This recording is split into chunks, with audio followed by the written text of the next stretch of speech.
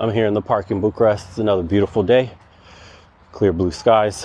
Answering a question some guy sent in the private community. He asked, is 40 years old too late to start? It is if that's going to be your mentality in life. If you literally think 40 years old is too late to start, or you even bother with some rudimentary question that some second grader would ask, then you're already on the wrong path. It's never too late to start. The only worst thing you could possibly do than ask that question is not starting at all. You're already halfway in there with a question like that anyways. It's a long road to 80, my friend. You're probably going to end up living to that too. If not at least 65, what the hell are you going to do for the next 20 plus years of your life? Sit there and wonder if it's too early to get going?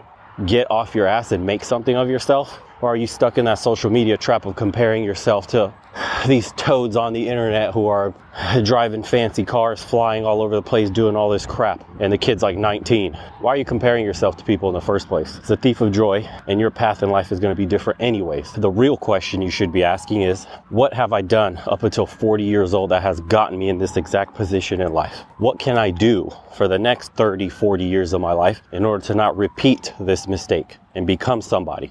What's my plan at 40 plus? What starts today? Have you written down your goals? Have you gotten even specific goals? What the hell is it too late to start at 40? Start what? Do you want to lose weight? Do you want to gain muscle? Do you want to make money? Do you want to start a company? Is there a certification you're looking to get? Are you trying to get back in school and get educated? Trying to learn how to weld? Trying to start a homestead? I don't know, bro. What the fuck is your question? Is 40 years old too late to start? Ask a real adult and manly question, which would go like this. In the next 6 months, I want to drop 40 pounds. How do I achieve that? I currently have skill X, Y, and Z. I've been wanting to start a business. I don't know where to start. I finally started doing some research. I figured out I need this, that, and the other. How do I go about acquiring these things and lacing them all together to get my business started? That's a specific question. What's my plan to action? Do you have one? Doesn't sound like it if your question is, what do I do at 40? It's like the newcomers in the gym that say, well, I just want to lose weight.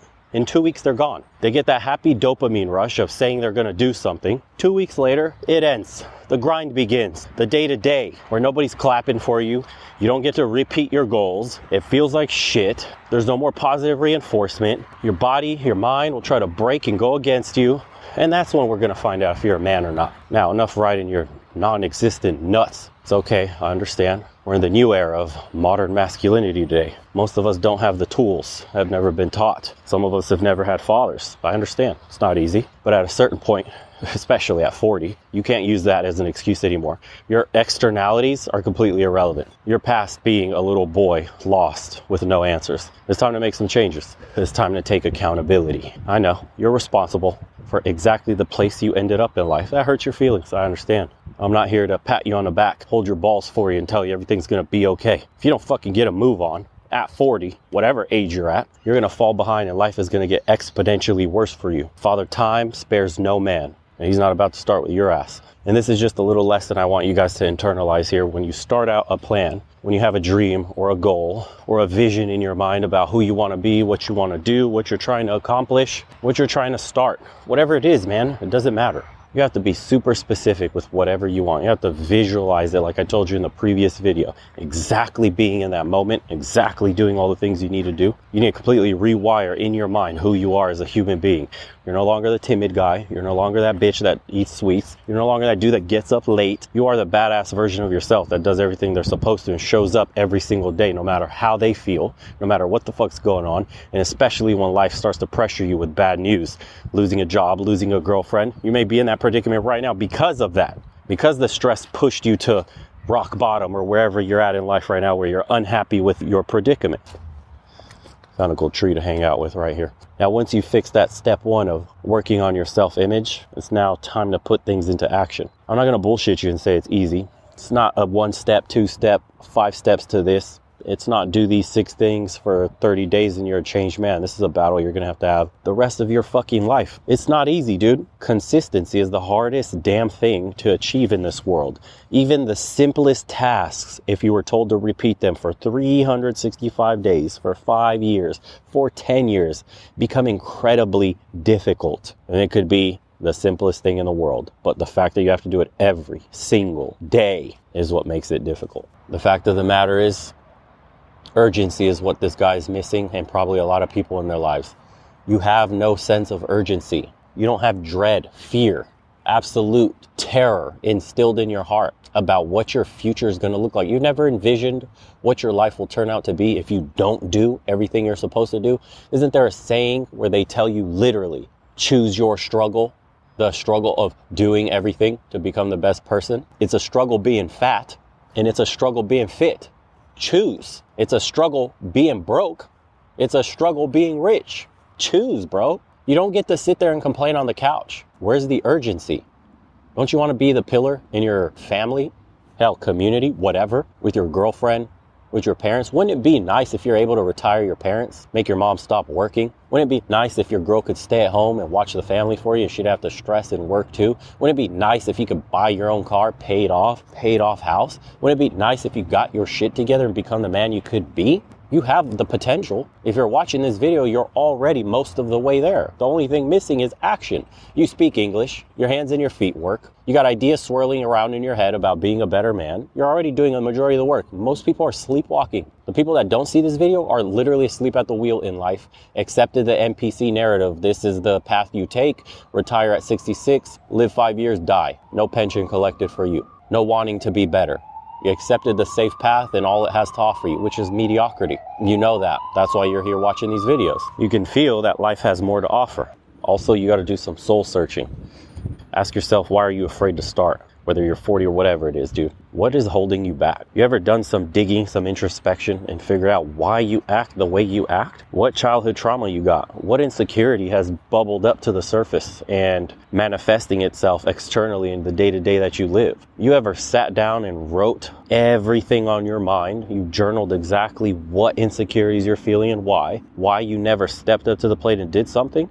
A lot of us have these problems, dude. You're not unique. That's the thing you have to remember about all this. We all literally deal with the same shit. The difference is some guys will actually spend the time to do the work and figure out why the hell it is that they feel this way. Why did they make that decision? You've ever asked yourself, like, why I make the decisions I make in life? Where did I inherit these sets of behaviors from? Does it come from your father? Does it come from your mother? Does it come from the group of friends you hang out with? What is it that's holding you back, dude? What is it that is making you unhappy, unsatisfied with life? If you can't answer these questions, you're never going to figure out how to get past all this bullshit and become a new man. And that's the self-work I'm talking about that most people actually don't do, because those are the painful questions to answer. You really want to stare in the mirror and be brutally honest with yourself about why you're such a weak bitch, why you're so fucking pathetic, why you can't do the things you dream of doing, why you can't even hang on to a fucking diet. When's the last time you ate clean for 90 days or more without breaking once? Can you even make a promise to yourself? Why do you fucking hate yourself so much? You ever had that real conversation? Why do I keep doing a little bit, start to do well, then I let my foot off the gas, then I go even lower than before? I got a little fit, I was eating clean, then I had that one cake, then I had that one cheat meal, then I went out all day, then I celebrated with the boys. Oh, I fell off the wagon again, now I have to start over. Why are you toe dipping? Why don't you ever commit to something you do in life? Where does this shit stem from? When you start to do this self-work, this deep psychological work, you'll start to get the answers, man, of why you're that bitch. That's just the only way to put it. I can't be nice about it. Literally, it's how I talk to myself. I have to create a sense of urgency. We're all running out of time. I have to create scenarios in my head about when the worst case things could possibly happen. My parents are older. Something could happen with them health-wise. Do I have the funds? Do I have the ability to save them if something were to happen? In the future, kids, a wife, am I going to be able to support them? Do I have to worry about money, the schools they're going to? Can I pay for tutors? Can I facilitate a life where we can go on vacations? Can my kids be cultured? Do you not think of this shit as a man? Are you the man you would want, say, your daughter to date? Do you have the habits, the day-to-day routines and character of what you need to do to get to where you need to be? Would your son look up to you right now and be like, wow, dad's amazing. I want to be just like him. Would you even want your son to be you? Would you want your son to inherit anything about you right now? You never sit there and ask yourself this shit. Dude, my mind, this is all I ponder. Am I living up to my future sons? Am I living up to the people in the past that have gotten me to this point? Am I doing my father right? My grandparents, the lineage, the bloodline I come from? Would they be happy if they were able to look down on me today, if they are looking down on me today, who knows what happens in afterlife, but if they are looking, would they smile? Would they be happy? Or would they pin their heads down in shame? Are you living that authentically? Are you at least attempting to be a better man? Or do you just say that shit out loud because it makes you feel good and you go back to eating fucking Doritos and drinking Mountain Dew, jacking off and playing video games all day? Oh, your bank account's still low. Still haven't picked up that project. Still doing the bare minimum at work. You want to get a raise. You want to distinguish yourself from your colleagues. You're the dude that clocks in late. You're the dude that leaves early. You're the dude that does the bare minimum and you get the bare minimum pay. You're also the dude that complains why life never gives him a break. It's crazy, huh? Stop being that guy. I don't know what it's going to take for you to hit rock bottom and finally make that change in your life. I'm hoping you never have to get to rock bottom to make that change in your life. Maybe a video like this helps you get the spark you need to finally sit down. Did I instill some dread into you? Am I making you a little bit more afraid?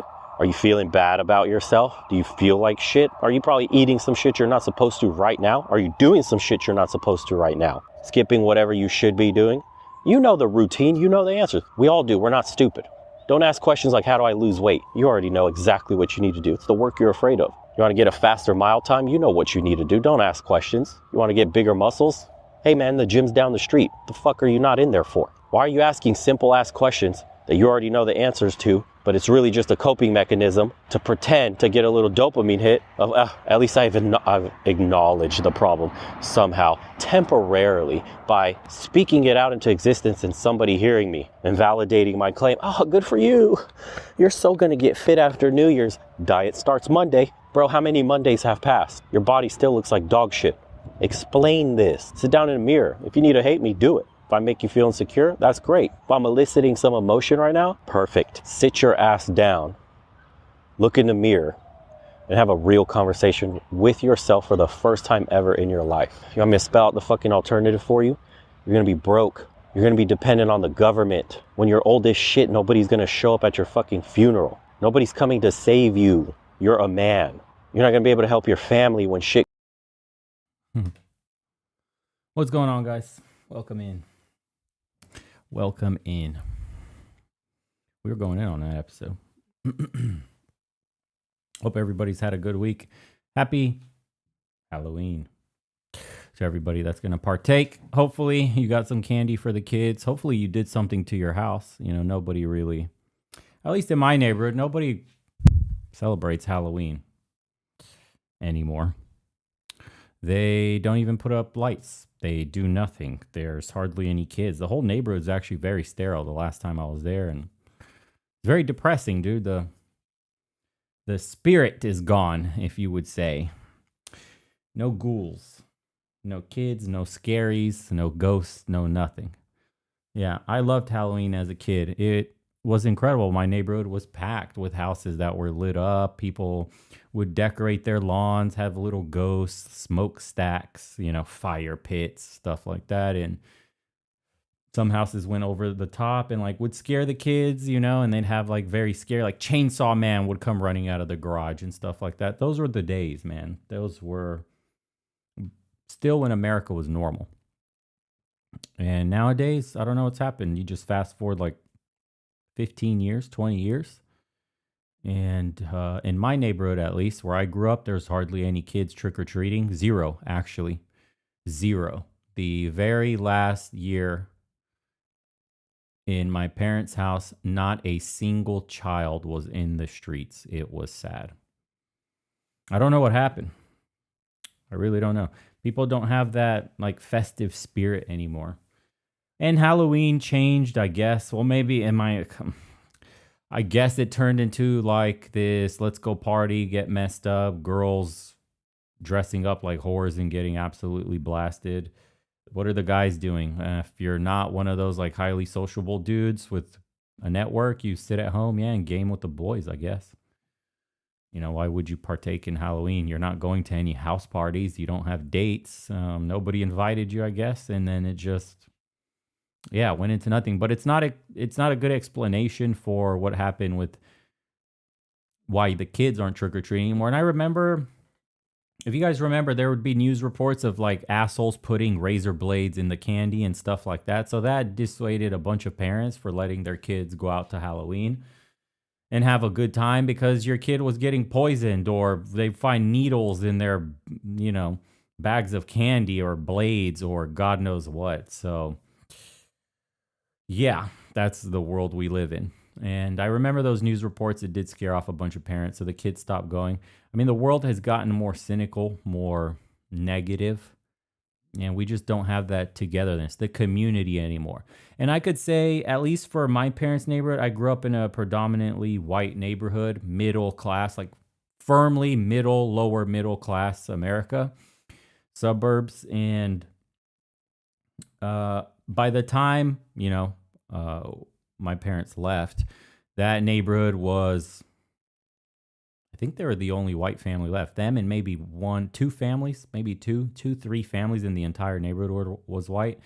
A lot of them were immigrants from obviously all over the world. The neighbor to the right was like Hispanic family, and they had 20 cars in the driveway. They converted the garage into an extra room for a whole family, and they don't celebrate Halloween. Obviously, it's not their culture. Nobody in the neighborhood anymore was of the culture of celebrating Halloween, I guess you could say. So that's why there was no kids, at least. But what's crazy is the shift of not just my individual neighborhood, but the entire surrounding neighborhoods too. I guess because no kids from any other neighborhoods had come through for one piece of candy, you guys. So that means the demographic shift was through the entire area that I grew up in. And you could see it. The area got worse, more ghetto, a lot more crime. It's unfortunate. Yeah. So a lot of the people moved out and moved away to get away from that shit. So good. My parents sold their house when they did, because they sold near the peak, and now prices are kind of coming down. So, but anyways, yeah, rip to Halloween, I guess, in those neighborhoods. But some other neighborhoods are still going strong. So not all hope is lost, actually. Anyways, so it's titled Conservatives If They Could Just Grow a Fucking Spine. The reason I titled it, because I've been thinking a bunch of stuff lately. And God, where to even begin? I guess a lot of the stuff that I've been seeing in the news recently and just what's been going on X, but I think we'll jump into, I'd like to critique conservatives in general, especially on the heels of the Nationalist Women episode, but that has some strings tied to just conservatives in general. Because I was wondering, like what exactly has the conservative movement conserved in the last 50 years or so? Because when you're looking around and you're trying to find one thing, just literally one cultural victory that conservatives managed to actually, hold the line on, what do you see? Because all I see is like a trail of, right, surrendered policies, surrendered cultural norms. Honestly, that's all you see from conservatives. Dude, the Overton shift alone has been so massive to the left. This is why I said there is hardly any conservatives that are truly conservative left. They're really liberal. So the lines keep getting redrawn in the sand, right? They keep moving left until we ended up in a reality where, and I hate to say it, but children are getting chemically castrated. Men are chopping their dicks off, and they're calling this shit healthcare for us. Women cutting off their breasts in the name of what? Gender identity? And then the conservatives this entire time are just standing there and saying, well, at least we're just not as bad as the Democrats, while the entire civilization around us is collapsing. Like, bro, what? What are we doing here? I don't understand. I really don't. Yeah.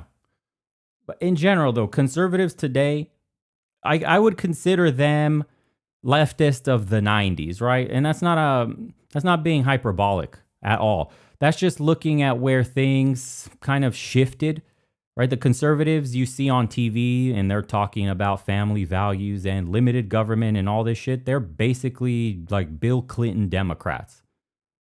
At this point, you have to admit that.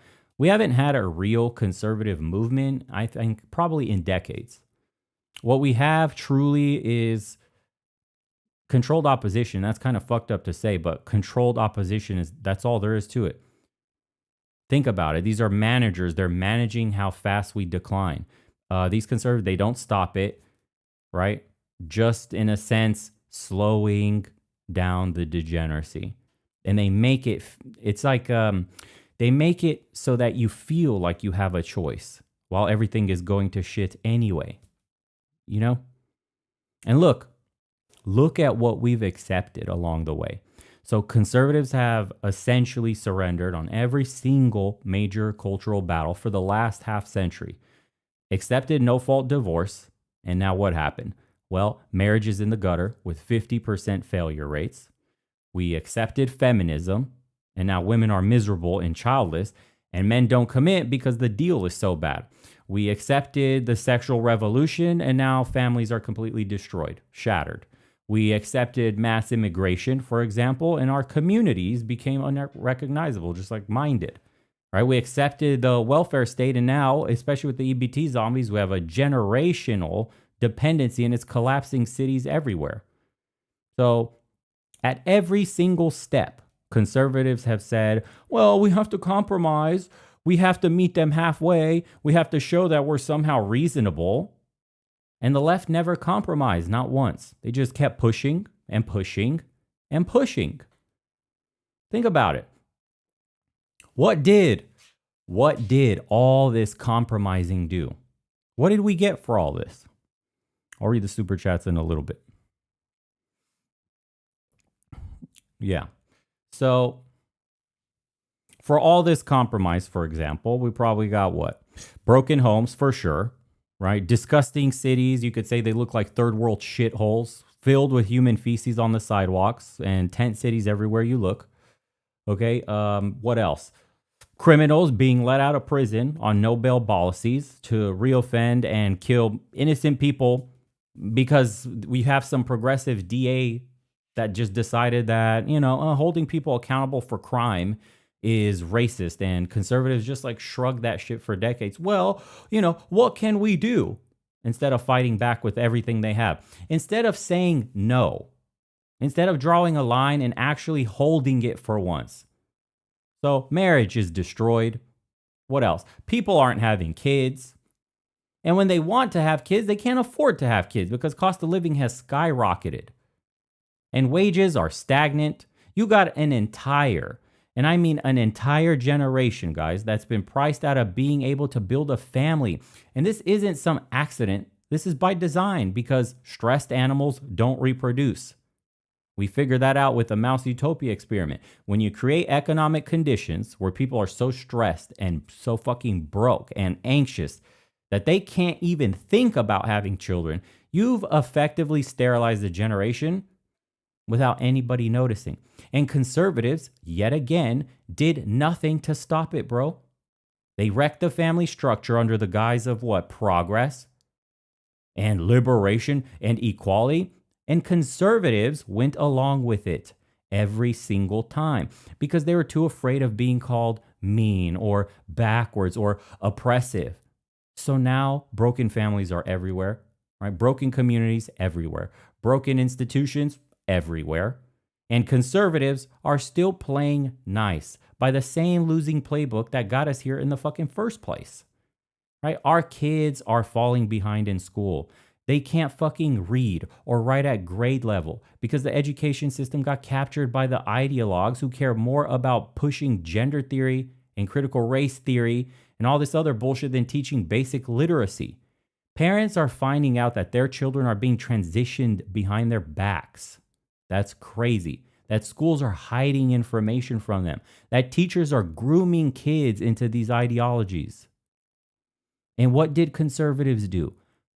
Some of them, they showed up to a school board, and what happened? They went to those meetings, they got arrested for being too loud, while policies didn't change regardless, while nothing changes, you could say, and it just keeps getting worse, dude. Our institution, and where was the riots, by the way? Where was the conservative versions of, the summer of love? Don't think it happened. So our institutions, we know they're completely corrupt. and totally broken. They don't work for the American people anymore. They work for the donor class and the special interest and the corporations that own both parties. You got unelected bureaucrats making decisions that affect millions of lives. Federal agencies that are getting weaponized against anyone that they don't like. A justice system that prosecutes conservatives for bullshit, absolute bullshit, while letting Democrats off for actual crimes. And conservatives just accepted this for decades because why? Because we must what? What do they say? We must trust the institutions, you guys. We have to respect the institutions. Come on, dude. Even as those institutions completely and are actively trying to destroy them, yes, that makes perfect sense. Though the same institutions that they've weaponized against you, literally using them as weapons. That's crazy to me.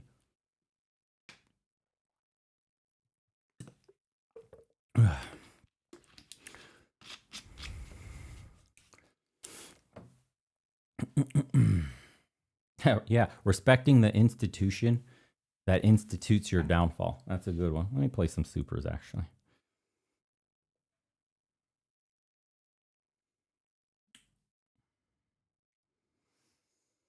Of the people, by the people, for the corporations. Yeah, it's true. Give me 1 second.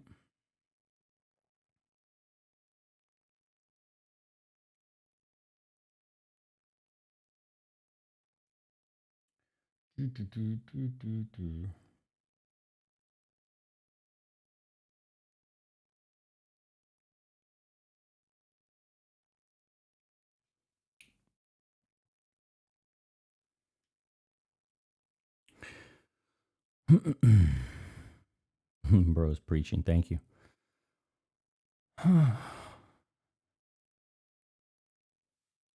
I agree with your video that we were watching the Hodge twins about Anglo-Saxon culture. It needs to come back. Yeah. We can get into that one later too. So not culture. Cultures are not all equal, and that's what we have to understand. That's just the brutal truth.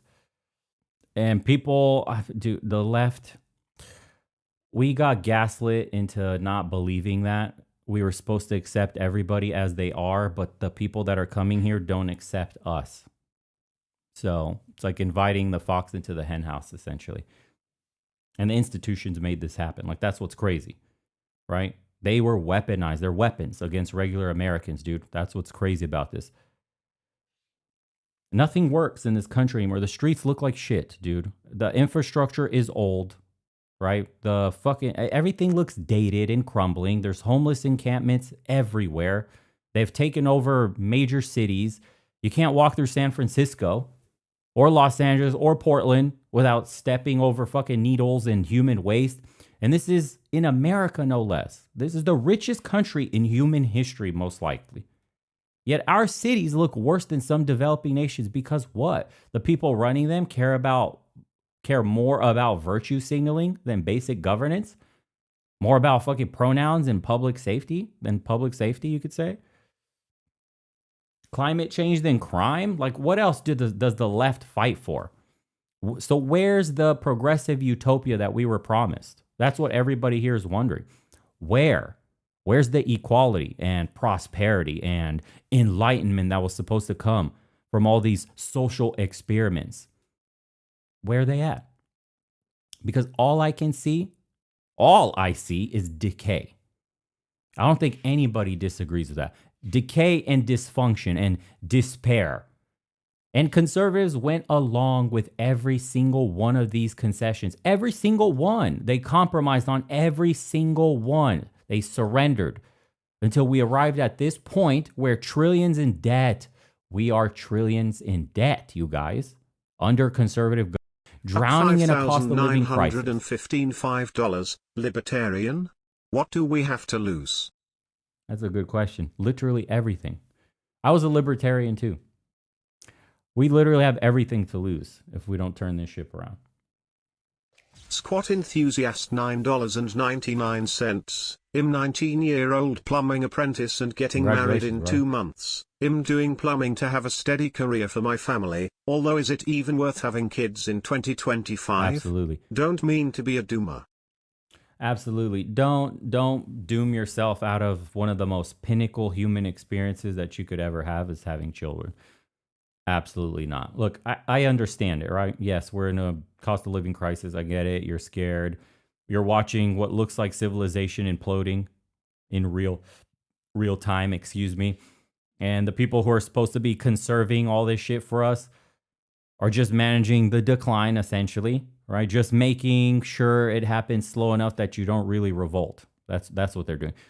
And, you know, while all of this is going on, essentially, right in front of us, they don't give a shit. They're out here making millions of dollars. They're fucking insider trading.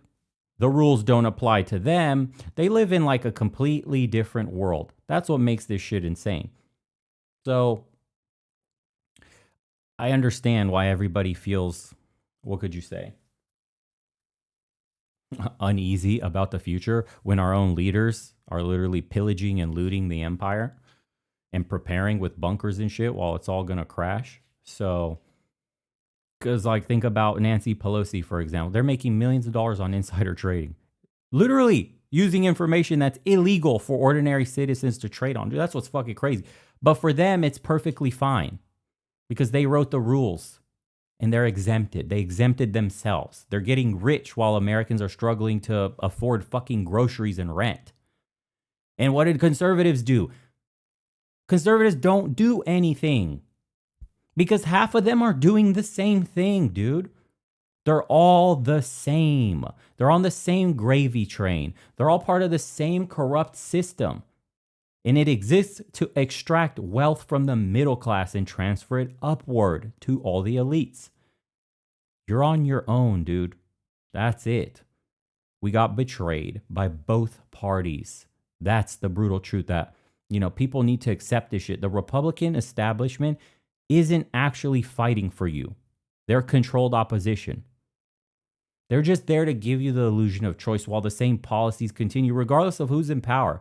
So you get tax cuts for corporations and military interventions overseas and mass immigration and cultural decay. And it doesn't matter if you vote red or blue because the trajectory stays the same, just at a slightly different speed, just with different rhetoric to make you think that something's changing when nothing's changing, bro. There are no conservatives in a real sense. There are no people in power who actually want to conserve anything. They're just empty suits with price tags. And whoever pays the most gets to dictate policy. Conservative politicians supporting fucking shit like mass immigration. Do you remember that? Because their donors wanted cheap labor. Conservative politicians supporting endless wars. Only Trump barely just stopped mass immigration. The Repubs were cool with it. At me Who Verda sold us $5 out along got the way? here 29 minutes late, but I doubt most men of happy wife, happy life philosophy is the tell sign of a weak man. So I must say, no spine for most men, black exclamation mark emoji. Appreciate you, brother. Yeah, that's cringe. Let me pause these. We'll get to some of these at the end. What was I saying? Oh yeah, Trump was the only one that stopped the porous border. But even then, there's other things that conservatives have done that basically aligns with the liberals and the Democrats. It's just that, at least it used to be, right? Like defense contractors would fund their campaigns. That was a very, conservative thing. And then conservative politicians also on top of folding on shit like this would fold on every cultural issue because, for example, big tech and corporate America threaten to pull funding if they don't comply. But now somehow that switched. Democrats became the party of big business and shit. But it's all a game, bro. It's just theater. Have you not noticed? It's all just theater, if you haven't noticed by now. And it's gotten so bad, dude. And I mean so bad that younger generations, think about this. They're now, this shit shocked me reading this. Younger generations are now outpacing their parents in church attendance. Think about what that means for a second. Religious participation always declines with like each generation. Societies are becoming more liberal and secular all the time. That's just how it goes.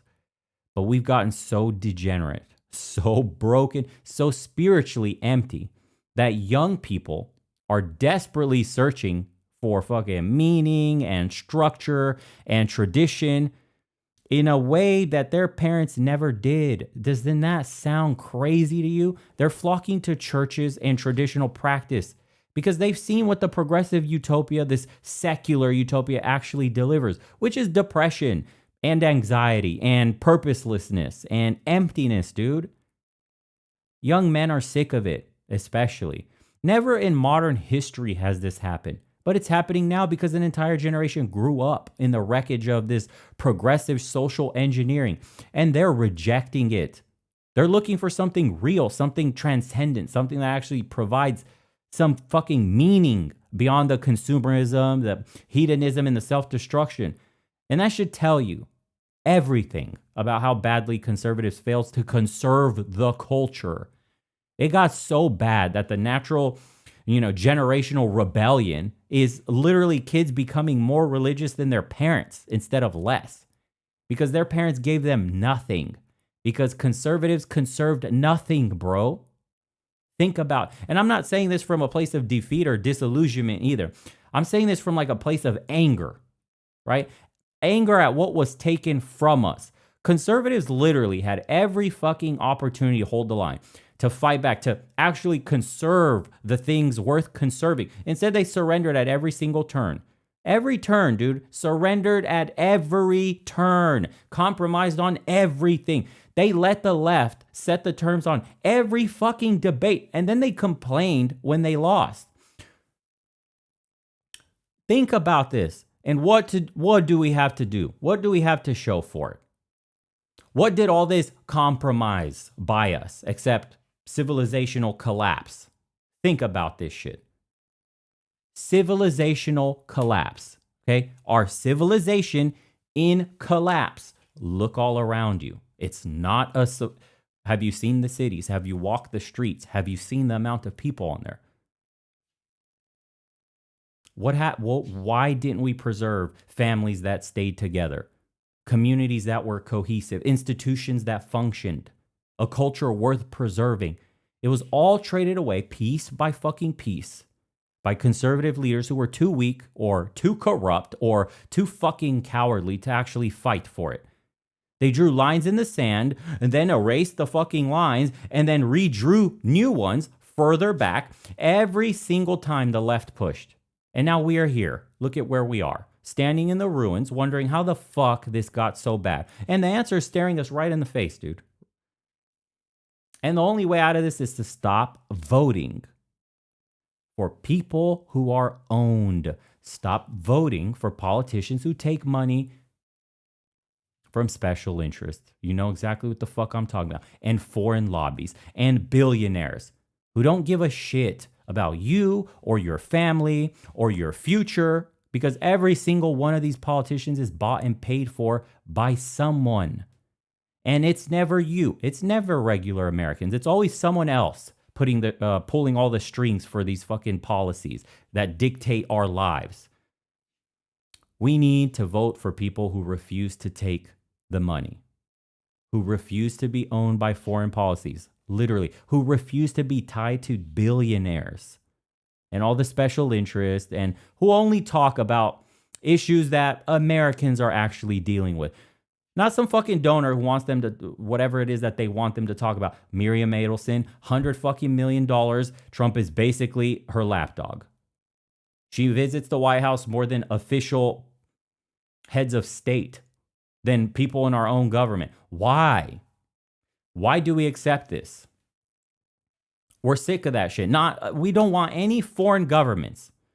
We want them to prioritize just American issues, just American problems with only American solutions, man. Is that so fucking hard to... I'm sick of hearing about Israel. I'm sick of hearing about the Middle East. I'm sick of hearing about fucking Ukraine. I'm sick of hearing about any of that bullshit when our own cities are falling apart, when our own people can't afford to live, when our own kids are being sterilized and fucking groomed and indoctrinated, when our own communities are being destroyed by mass immigration and crime and dysfunction, and these politicians want to talk about sending billions overseas while Americans are drowning? Dude, America first, America only, America period.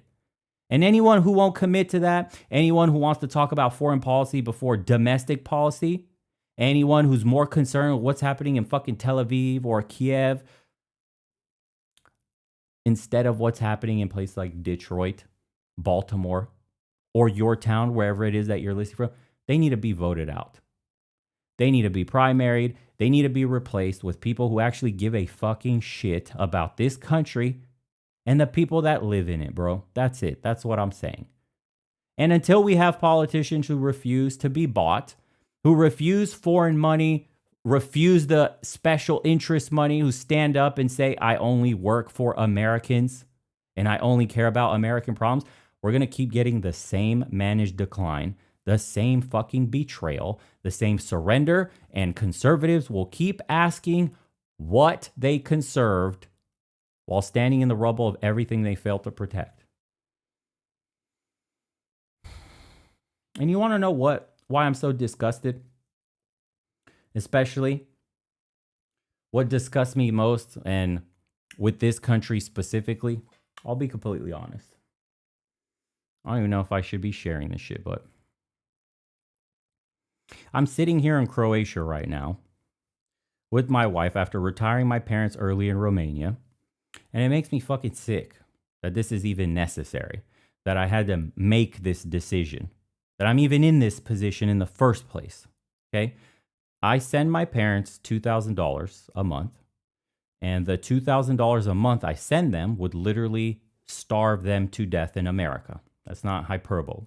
Okay. That's just reality. $2,000 a month, and they'd be choosing between rent and food in the country that they worked their entire lives in, the country they pay taxes in, the community they actually helped build, and now they can't afford to live there. This was a fucking cost of living decision. I wasn't going to sit there and watch my old man burn what little he had left in his body doing hard-ass construction, working at his old age. I wasn't going to let that happen. So I moved them to Romania, where that $2,000 a month lets them live without worry.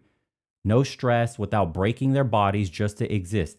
And it makes me fucking sick because I never wanted to leave America. I never wanted this. I miss it every single day that I'm gone. And with all her problems, America is home for me. Fuck everywhere else. But she treats normal people like absolute shit. Because the people in charge are treasonous pieces of shit who sold all of us out for their own enrichment. Do you understand? That's why there's so much anger. That's why people are furious in general. Because it shouldn't have to come to this. None of this should have been necessary. And how the fuck can I be making more money than my dad ever would have dreamed of in his entire life, and I'm still struggling to get ahead? Still feeling like I'm barely keeping up. Literally watching the ladder get pulled up faster the faster I climb. How does this make any sense? How is it possible that someone in my generation can out-earn their parents by multiples and still feel like they're never going to catch up? Feel like home ownership is out of reach, starting a family financially impossible? Most of us are like one bad month away that could destroy everything that we've worked for, everything we've worked to build. That's the reality for everyone right now. That's what this system has created. A situation where you can do everything right, work your ass off, make good money, play by all the rules, and you're still fucked because the cost of everything has exploded while wages stayed flat. And the elites keep telling you that the economy is great while you're drowning, man.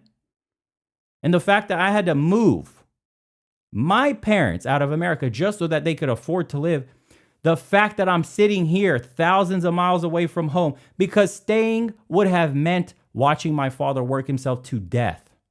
That's not a personal failure. That's a system failure. That's a betrayal by every politician who's been in power the last 50 fucking years who let this happen. So when I talk about rage, when I talk about what was taken from us, this is what I mean. This is the reality that millions of Americans are living right now, where you can't afford to take care of your own family in your own country, where leaving becomes the only rational choice, even though you love America and you never wanted to go. And it makes me fucking sick. How many more were forced to do the same? How many more don't even have this kind of reprieve in the first place? And it should make you furious too, because this didn't happen by accident. This was done to us by people who don't give a shit about normal Americans.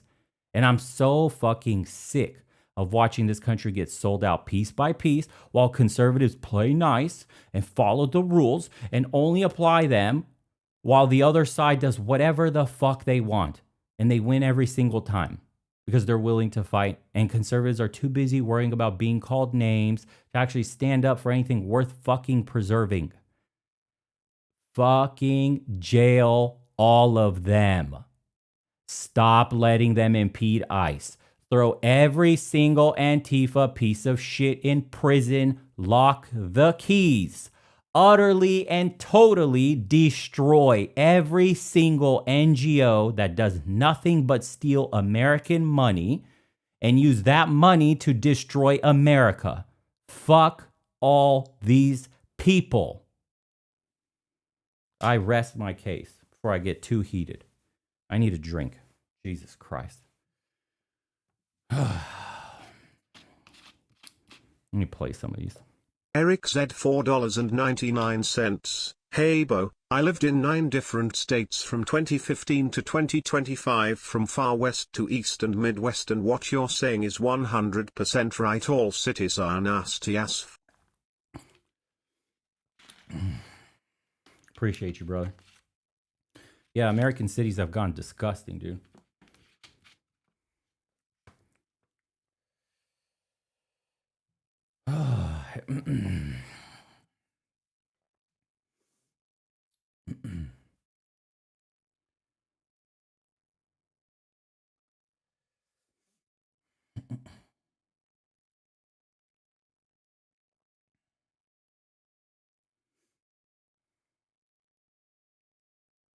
At SuckDuck $5,915 $5. Bo, did you forget they can't even prosecute child diddlers? Adjust your expectations and solutions.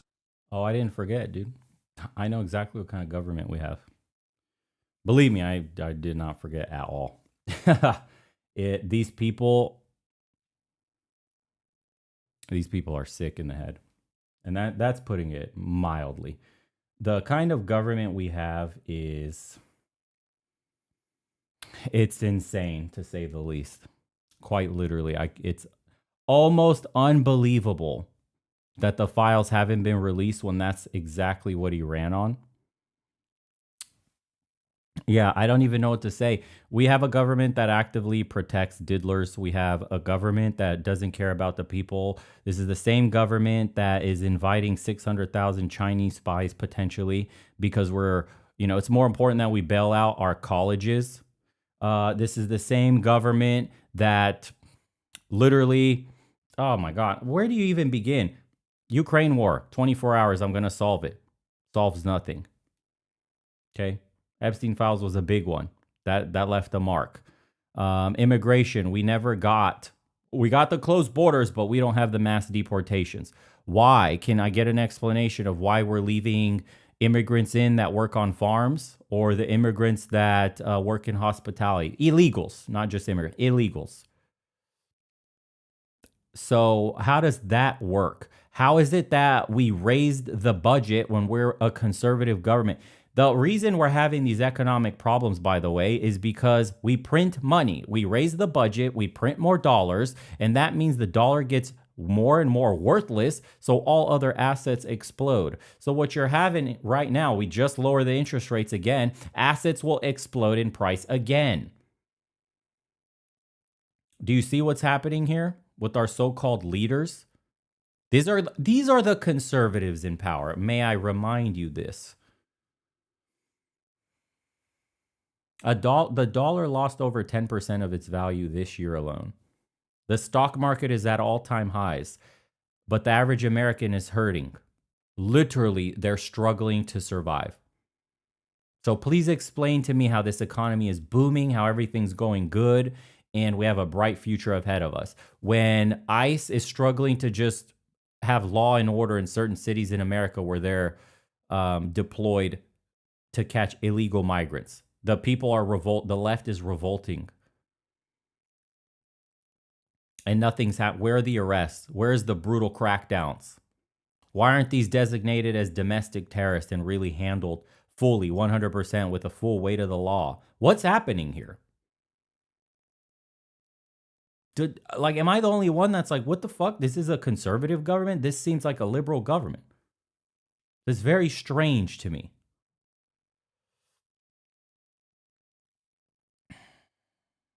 Yeah. I don't know, man. I don't even know what to make of this shit anymore. This is fucking weird. It's all an act. Yeah, it is. It's the foreign interest. It's the donor class, the oligarchs. Everyone's bought and paid for, including other billionaires that ran for president. But like $100 million is enough to make you do a 180 on all policies. It's insane. It's absolutely insane. Yeah.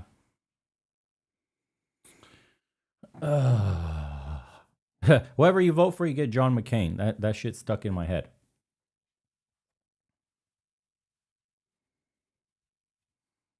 Yeah. Oh, well, let me let the rest of these. Okay, I'll pause it. All right. Another big thing that happened, I was looking all over X, was the Nick Fuentes and the Tucker Carlson interview.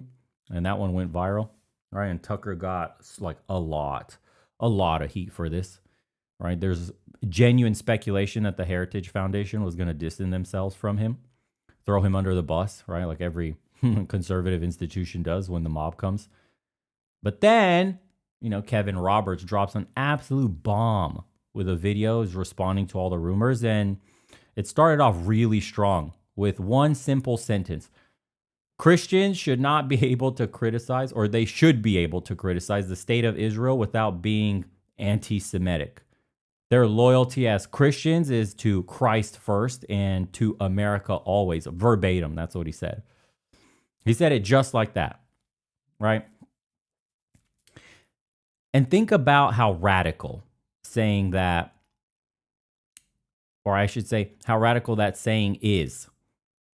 And that's a consideration in 2025 America. Being loyal to Christ first and America is somehow controversial, guys. Saying Christians should be able to criticize a foreign government without being labeled anti-Semitic is career ending.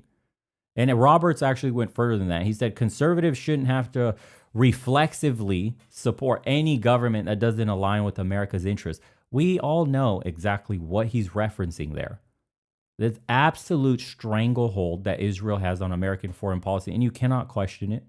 You can't criticize it, and you can't even bring it up without being destroyed, right? So Heritage said that they will not cancel or police anyone's freedom to speak, and Roberts made a point, I think, directly supporting Tucker, called him out, and he said he called the people trying to cancel him a mob, and they were masquerading as a generous coalition, and said that he didn't agree with everything Fuentes said either, but he'd rather challenge ideas in debate than silence people, which is a good, solid backing, right? In a time when everyone's looking for an excuse, to cave to pressure and abandon anyone who becomes controversial, like they did with those other kids, those young Republicans.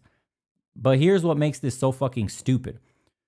The way the $7,000 club and the establishment reacted to this shit, acting like America First is some kind of extremist position, pointing out that there's, a ton of money and foreign influence involved in American politics to the detriment of America, right, and Americans, the American people, is somehow beyond the pale with these guys. When you specifically question that a lot of this influence involves Zionist and Israel lobbying groups, you've crossed this invisible line and now you need to be erased from society. And it's so controversial, they try to destroy an 18-year-old kid and created a monster. And they didn't just try to cancel him. And calling him a monster is not even a correct assessment. They just galvanized him and put some fire into him, right? They tried to cancel this kid, a kid on the internet. They tried to erase him from real life too. Nick Fuentes got debanked, which means he couldn't even have a bank account. That's insane. He got put on a no-fly list, so you can't even travel, dude. And whatever other hell he went through, because apparently the people in power are terrified of one of the most fundamental ideas in America, you could say. Maybe the pinnacle idea, the right to free speech. And they did this to him when he was 18 years old. Think about how evil you have to be to destroy a kid's entire life because he had political opinions you didn't like. An American citizen endorsing his First Amendment right to criticize a foreign government, advocate for America First policies, he got treated like a terrorist. Gets access to his financial system revoked, gets barred from flying, gets hunted by the system because what? He said things that powerful people didn't want said. And this is happening in America, the only country on earth with true free speech protections in its constitution. Yet here we are. We're watching those protections mean nothing when you challenge the wrong interest, right? And if saying put America or put Americans first is controversial, if saying maybe we shouldn't send billions in foreign aid to countries while our own people are struggling gets you destroyed, if pointing out that foreign lobbies have massive influence over American politicians is anti-Semitic, then we don't have free speech. We have approved speech. The second you step outside of the approved narrative, you get crushed. You get unpersoned. You get made into an example. And what do Americans actually want? What are people asking for that's so radical that it justifies destroying a teenager's life and blacklisting journalists? They want their politicians to put them first. They want the people they voted for to actually represent their interest instead of foreign interests. They want these public servants to remember that they're supposed to serve the American public, not AIPAC, not foreign governments, not multinational corporations, just regular Americans who are drowning in the system. Put us first. Take care of Americans before you take care of everyone else.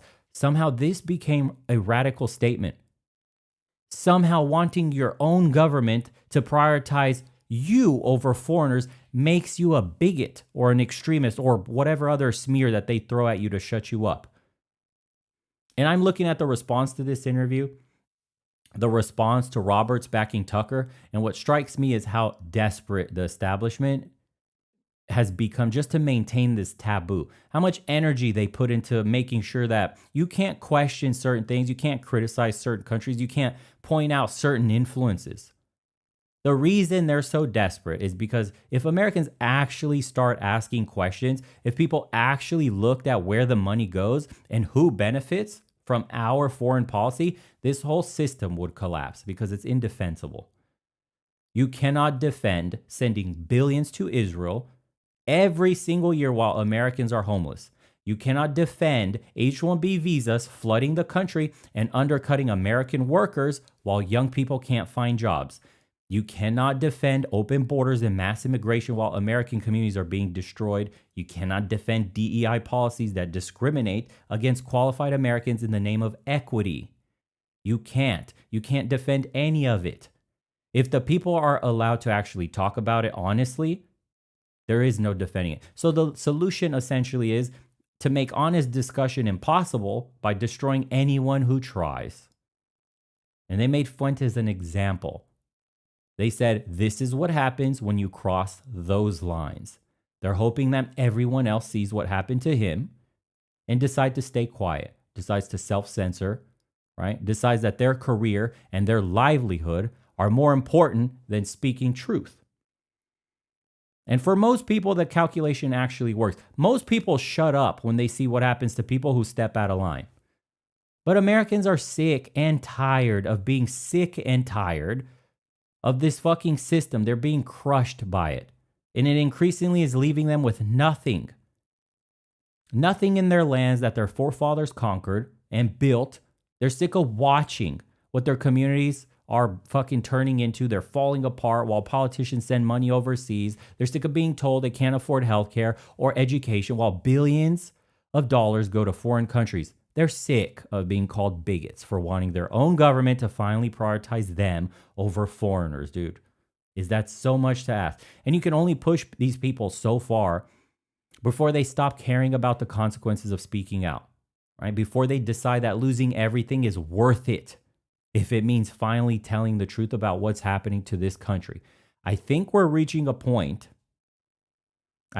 where people are so fed up with the managed decline and the lies and the gaslighting that they're willing to risk it all just to say what everyone's been thinking, but nobody's allowed to say.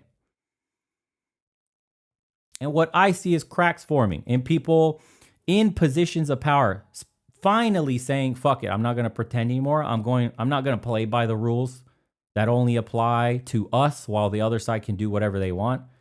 This is really about the double standard where you can say anything you want about America. You can burn flags. You can call for the destruction of America, and that's protected speech. You can advocate for mass immigration and open borders and the replacement of the American people, and that's just progressive politics. But the second you criticize Israel or point out that foreign influence in American politics is absurd, you're committing a cardinal sin, and now you need to be destroyed completely.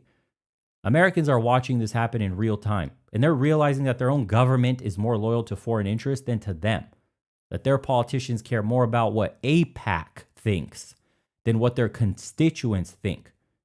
That you can get away with anything in America except questioning why we're sending billions to Israel, why our own infrastructure crumbles and our own people struggle, and how did we get to a place where America first became controversial? How is saying maybe we should take care of Americans before we take care of everybody else extremist? How is criticizing a foreign government treated as a worse offense than criticizing your own country? The answer is decades of conditioning, decades of both parties being bought and paid for by foreign lobbies, decades of politicians putting foreign interests above American interests, and then calling anyone who noticed anti-Semitic or isolationist or whatever label they want to shut you down with, that they used to shut the conversation down. You know, there's a million of them. And it worked for a long time because people were afraid of being destroyed, afraid of losing their jobs and their reputations and their place in society. But something has shifted. Maybe because things have gotten so bad that people don't have anything left to lose. Maybe because the internet made it harder to memory hole people who got unpersoned. Maybe because younger generations are now far more based. They grew up saying or seeing how fake and corrupt the system is, and they're not buying the programming anymore. The fear that kept people silent is finally breaking out. You can see it. You can see it in how people responded to the interview. Sure, the establishment freaked out, but regular people were sharing it, talking about it, defending it, approving of it. They liked it. And when Heritage stood behind Tucker, instead of throwing him under the bus, it sent a signal. Maybe the old rules don't apply anymore. Maybe you can actually push back against the mob and survive. Maybe institutions are finally going to stop cucking to the left every fucking time there's pressure, man. And I want to be clear because the media is going to twist this. And I don't care if you agree with everything Fuentes says. I don't care if you don't agree with anything he says. If you think he's right about everything or wrong about whatever. What I care about is that an American citizen was unpersoned by his own government for speech. And if they can do it to him, they can do it to you. And they will do it to you the second you become inconvenient for the people in power.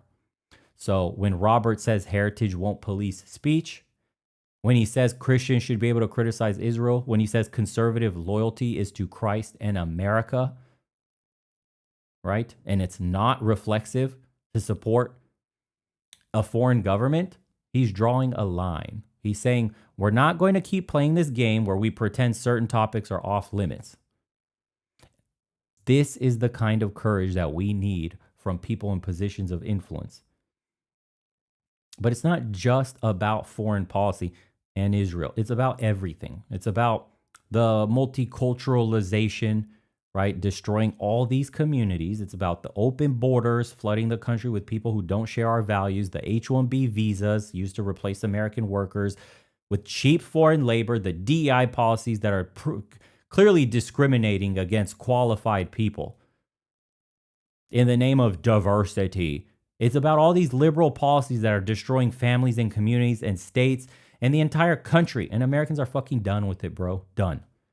Done being told that wanting our country to prioritize us somehow wrong. Done with being called racist for wanting to preserve our communities.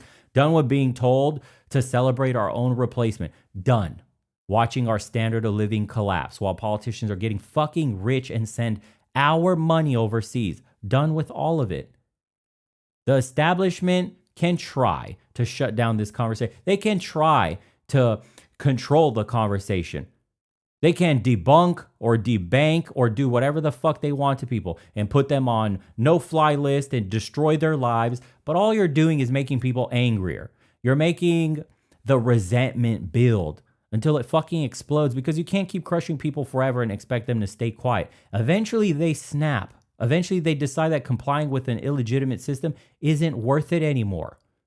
And just wait. When you see what they did to that young man and get his full story, because I didn't even know until he started talking about his background, for having an opinion, or anyone else for that matter, you see how completely insane and cucked this government is to foreign policies and foreign interests and foreign donors, money, special interests. Americans are coming dead last in this.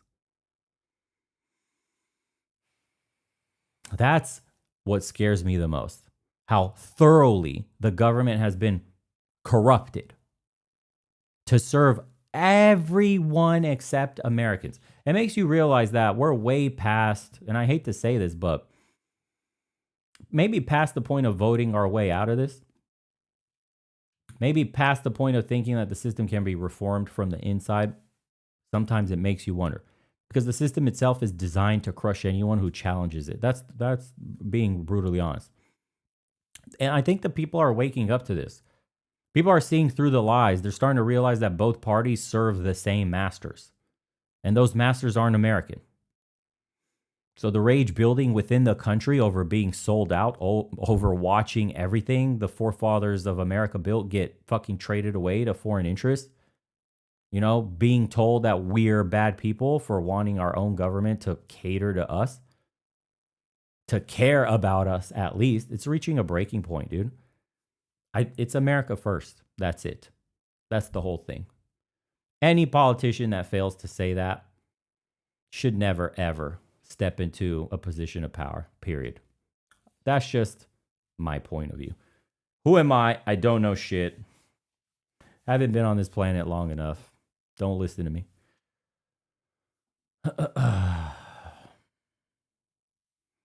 Someone said, George Lincoln Rockwell. What I discovered about conservatives is that they're a bunch of cowards.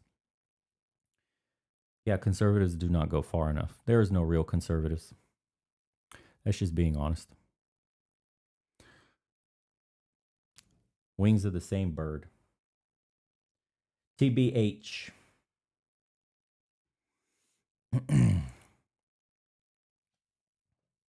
At me Verda $5, I've witnessed everyone pile on to Zoomer men, but hey older millennial man, I salute these young'uns who are willing to tell the system to eat a rooster emoji via actions. I appreciate you, brother.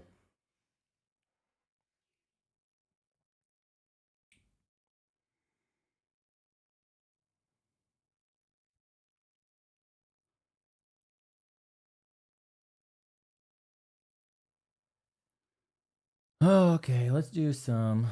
Why not, dude? Let's chill. My blood pressure's going up. We'll do some reactions. There are other things I wanted to talk about, but I swear to you, I'm gonna get really heated, and I'd rather not on a Friday night. News is ridiculous. Yeah. Did you guys see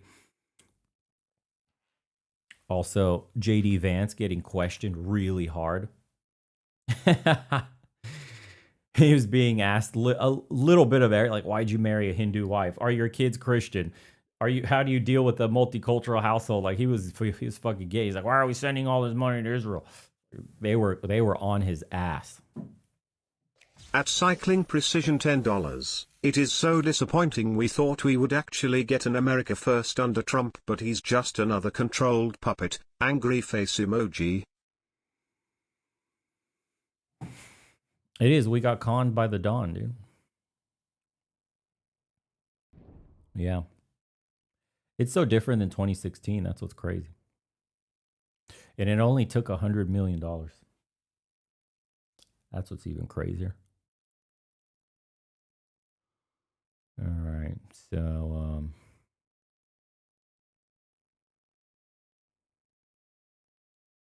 I don't even know if I'm in the mood for reactions after all that shit.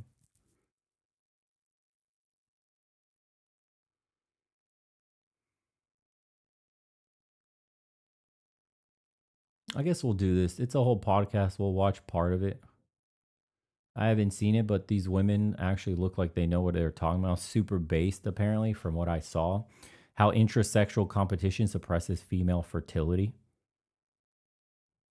So they were going into some hardcore, like advanced, you could say they're like red pill topics, but these were the only two women. I only watched like 7 minutes of it, and I was like, oh, okay, here we go. We're actually diving into some really deeper nuances. Welcome back to the Quillette Cetera podcast. You're with me, Zoe Booth. And today I have perhaps my favorite interview of all time. I've done over 50 now, and I think this might be it. Sorry to the previous guest. Of evolution is reproductive success. You have more offspring in the next generation, then your genes become overrepresented in that generation. And if that continues generation after generation, then your lineages effectively dominate and come to be what's there. Therefore, whatever behaviors and any other traits that those genes caused you to behave in, well, that becomes how the population then behaves, right? Really basics of selection. So what that means is that all individuals are under selection pressure to win that competitive race, which means not just maximizing your own reproductive success, but actually minimizing the reproductive success of rivals around you. And that's what we call intrasexual competition. And so, sorry, you were going to say something? No, it's fascinating. And I assume men and women have different ways of reducing that reproductive capability in rivals. Yeah, that's right. So men and women are sort of the fundamental biological difference between men and women is that men have the small gametes, which means they have the sperm, they give those to the women.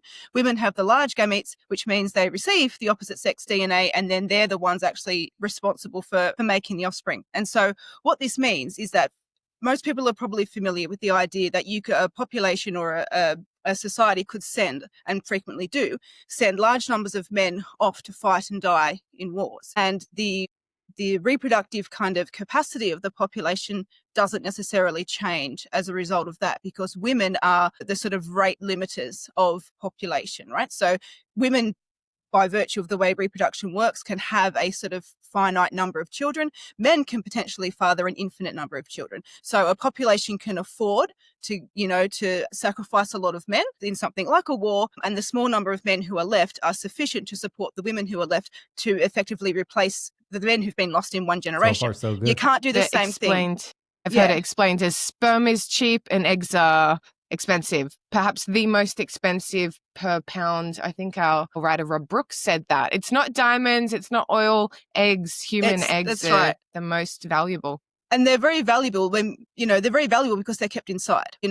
Men's sperm can be spread around anywhere, but because women's eggs have to be kept inside, take an entire, that woman to percolate for all of that time, and you can only do one at a time. I mean, maybe two if you're lucky, but ostensibly 1 point something, not very much at a time on average, right? So when you're looking at it now from the position of intrasexual competition, if a woman wants to try to increase her net reproductive success, that means she needs to be reproducing at a rate that is greater than the background population rate. So she can have more babies. That's one way that she can do that. Other ways that she can do that is that she can try to reduce the net reproductive rate by attempting to influence rivals to have fewer children. Mhm. So if you have 2 children And this is where I was getting piqued my interest right here. where the background population rate is 1.8, then you are winning that intersexual competition race. You will become overrepresented in the next generation. If you have 2 children in a population where the background rate is 2.2, well, then you're losing. So manipulating the background rate by not very much can be the difference between your genes sort of gaining some ground that generation versus losing some ground. Right now, this is something that women can do because limiting other women's reproductive capacity can limit the overall background rate. Men can't limit the overall background reproductive rate by limiting other men's reproductive capacity for exactly the same reason that we can send huge numbers of men off to war and recover in a generation. Even if a man could convince huge numbers of other men to decide to withdraw themselves from the gene pool and not reproduce, there's going to be enough in the tiny number that are left that you're not going to make a dent on that, right? So this technique of manipulative reproductive suppression, it's something that really only benefits women. So when men engage in intersexual competition, it's a running race. It's just like have as more babies as you can, ignore what everyone else is doing, just like eyes on the prize, right? Whereas for women, it's much more a case of, yes, promote your own reproductive success, but invest a lot of energy in trying to claw your competitors back and pulling them back behind you. You notice that? Claw your competitors back. This is like a fundamental competitive mechanic that women have against one another. And that's the reason for the sex difference. This is why this is a female phenomenon and much less so a male one. It's hilarious to even think about men trying to manipulate other men into not having kids, like boycotting sex, like men would ever boycott sex. It's a ridiculous idea. It's not when you consider things like on a low level, maybe you could say men going their own way. Or you could say the guys that are just going their own way in general, but secretly would like a woman. See, this is what the duality of that is. There are certain men in the community that will say they're going their own way, but secretly wish or actively looking for women. And when they finally get one, if they manage to get one, they're no longer going their own way. It was never a choice that came from the fact that you had abundance in front of you. It was a choice from the fact that you were starving, like a man looking for water in the desert. The choice was taken from you, and then you said you went your own way. But you didn't choose to go. Nobody chose you. There was no way for you to go anywhere. You were already locked out of the race. So there's a certain subset of guys that sent my own way. That you'll read comments online, and they're very bitter, and they'll say shit like, F all women, forget all women, don't worry about these harpies. Just be by yourself. But it's like you dangle a piece of pussy in front of these guys, they will absolutely crumble on everything that they've said. And it is a form of intrasexual competition at the subconscious level, which is insane to think about. Well, they'd say, yeah, sure, mate, I'm going to boycott. And then definitely not boycott. Whereas, with women, I talked to Holly Lawford Smith, who's a radical feminist academic, and one of the best sort of sound bites from that podcast was her radical idea that other feminists have said as well, which is that women should be boycotting sex, which is crazy to hear. But you hear... And that's another one that's good. So remember, the women that say we need to decenter men, we need to boycott sex, we need to get men out of our lives, men are good for nothing. Secretly, those women are out there sleeping with a bunch of dudes, getting pregnant, becoming single mothers. Have you noticed that it's a lot of those single mothers with like a baby or two talking about decenter men, men ain't good for shit? And they're telling the younger women, the younger, prettier, higher value women to forget men, to decenter them from their lives, that men are good for nothing. Intrasexual competition. Do you see? So interesting when you go into a deep psychological dive on why some people choose to take up arms in certain ideologies, when really it boils down to everything is mate selection. Every single thing they do is about mate selection at the primordial level. That's crazy. You hear variations on that in everyday conversation. You hear women say, I'm sick of men, I'm sick of dating, you know, I'm just not doing it anymore. I'm not trying to find a partner. I'm going to be single forever and live with my cat, and I'm fine with that. And if you have an issue with that, you're a bigot, essentially. Yeah. Oh yeah, it's not just in everyday conversation either. It's certainly part of it's part of social discourse now, that the narrative that having children is, you know, it oppresses you, it limits your career, it limits your freedom, it, you know, has all these negative impacts. And that's not an Australian specific phenomenon. It's not even Western specific. So sort of over in, you know, Korea, I think, if I'm not mistaken, probably has the lowest birth rate going at the moment. I think they're actually winning or losing, depending which way you want to look at it on that. Green Schwartz $19.99. To a degree I'm in the sent my pen way, but a lot off that is I'm a traditional Christian, so I think many men of principle are also out as well. I mean, we have the stats best person on this is Aaron Clary, great writer.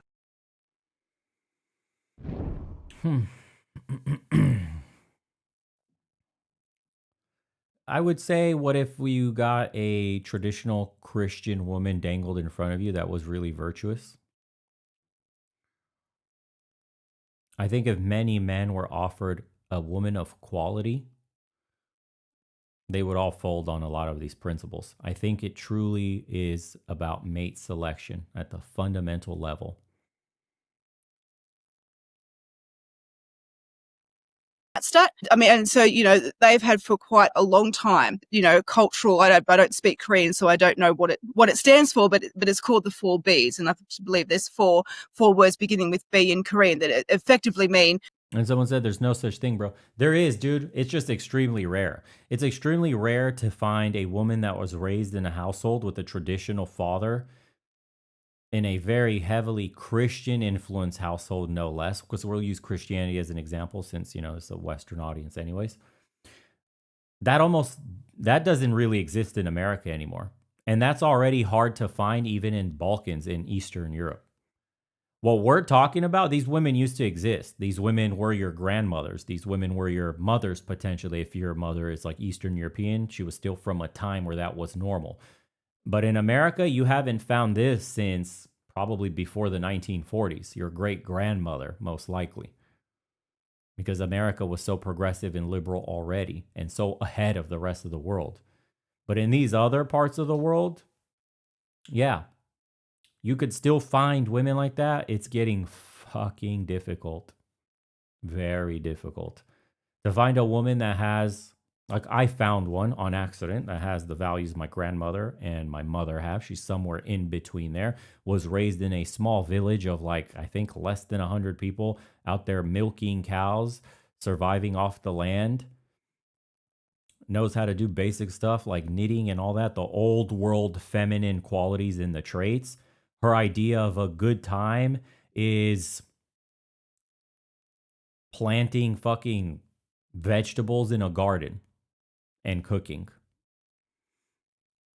And so finding that is like, Jesus, it's not easy to find. And does it by nature, not because it's cool, but out of survival, actually, out of need. Like, she needed to know how to cook, needed to know how to plant things, needed to know how to garden and all that, because the family depended on it to survive. It's very hard to find people that lived that kind of lifestyle. The Amish, is this one saying the Amish, yeah. It's very hard, dude. I'm not saying it's easy. But it is extremely difficult. So, and someone said, what was that? I read an interesting comment.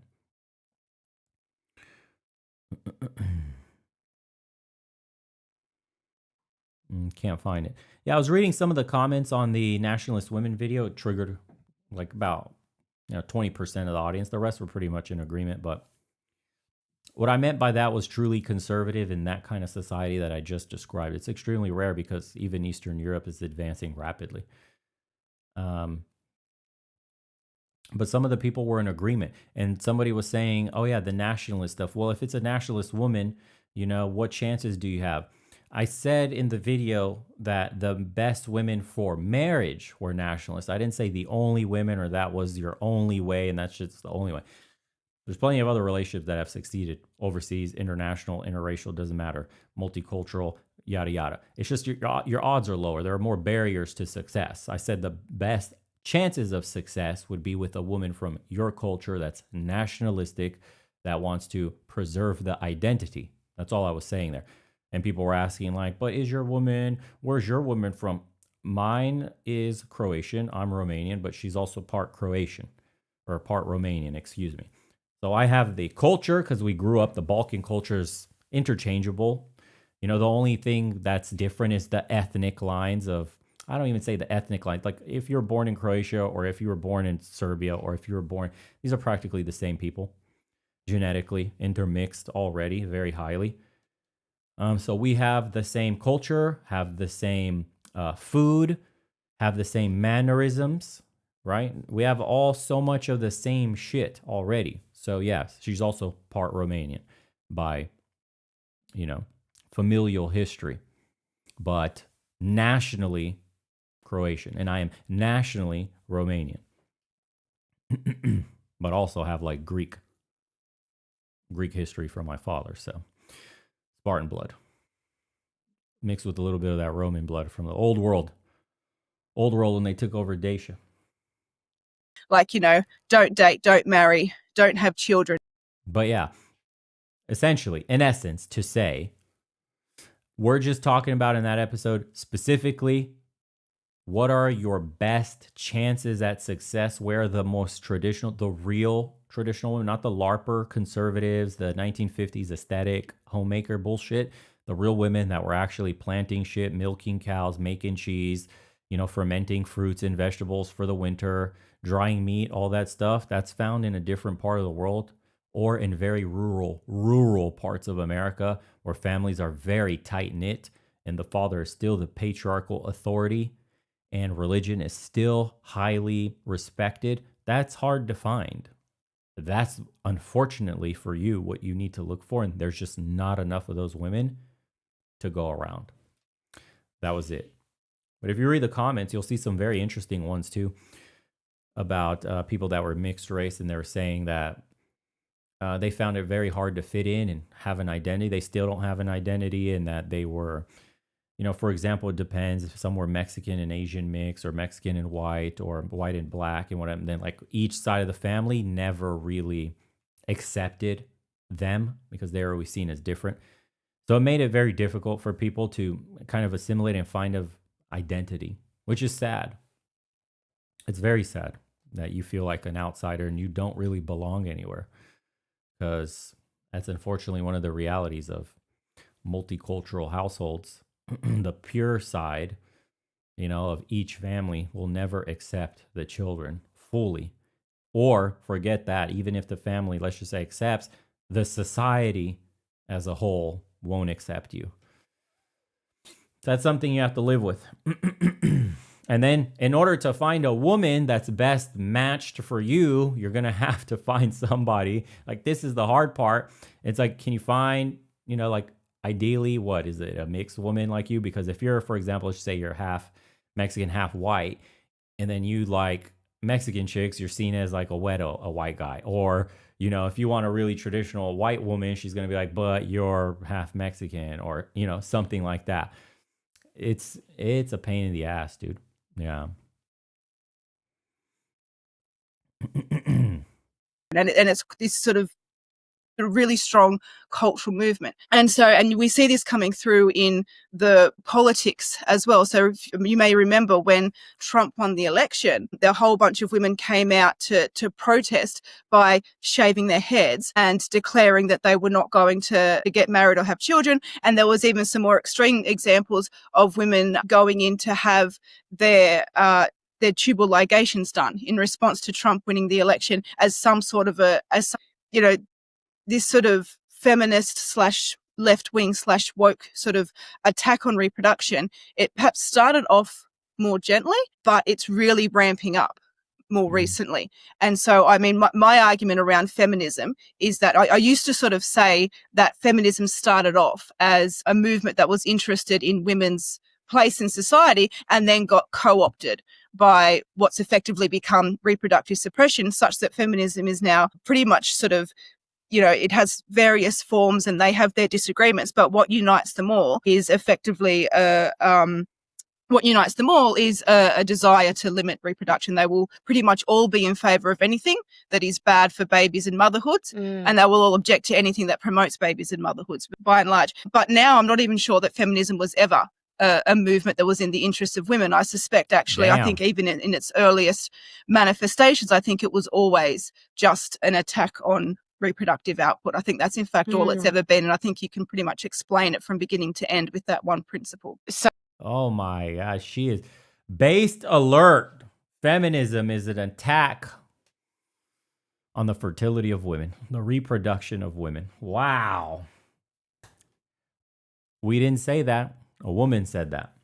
Holy hot take alert, is it? Such a fascinating topic. I want to go back slightly to, I guess, just this idea that I always knew, but it's really dawning on me now just how important and integral sex is, the act of it, but the reproduction, of the human species. And that as a woman, that's why the rape of a woman is such a, is it derogation? No, that's not the right term. Such a violation, maybe? Violation. Yeah. And obviously it is for men as well, but there's something about it for a woman because it's your innate power that, as you were saying, women are the reproductive limiters. We have the choice. And when that choice is taken away from you, it's such a gross violation. And I guess by women using their sex to negotiate or to protest, it's such a deep thing. It's like the last sort of power you have as a woman to sort of say yes or no to sex in a way, That, yeah, it is. And I think, you're absolutely right about sort of, rape having a very unique position psychologically because it is, perhaps second only to murder. It certainly is a complete violation of, what almost all aspects of our psychology have been, selected for over many, many years to maximize and finesse is that mate choice and that reproductive success. And so to have all of those. Did you hear that? Did you catch that? Maximize and finesse the mate choice. That is female dating, or I should say female reproductive strategy. Finessing decisions and that autonomy violated is huge. And you're absolutely right. And that's why it is a crime with such a massive psychological impact on women. Not to minimize the impact that it has on men, but it is a different crime for men. Not necessarily I'm going to try and argue what's better or worse, but I'm going to say that it is a different crime with men. And then, I think it is a decision of some gravity for a woman to use her reproductive capacity as a form of protest, or rather to use the hobbling of her own reproductive capacity as a form of protest.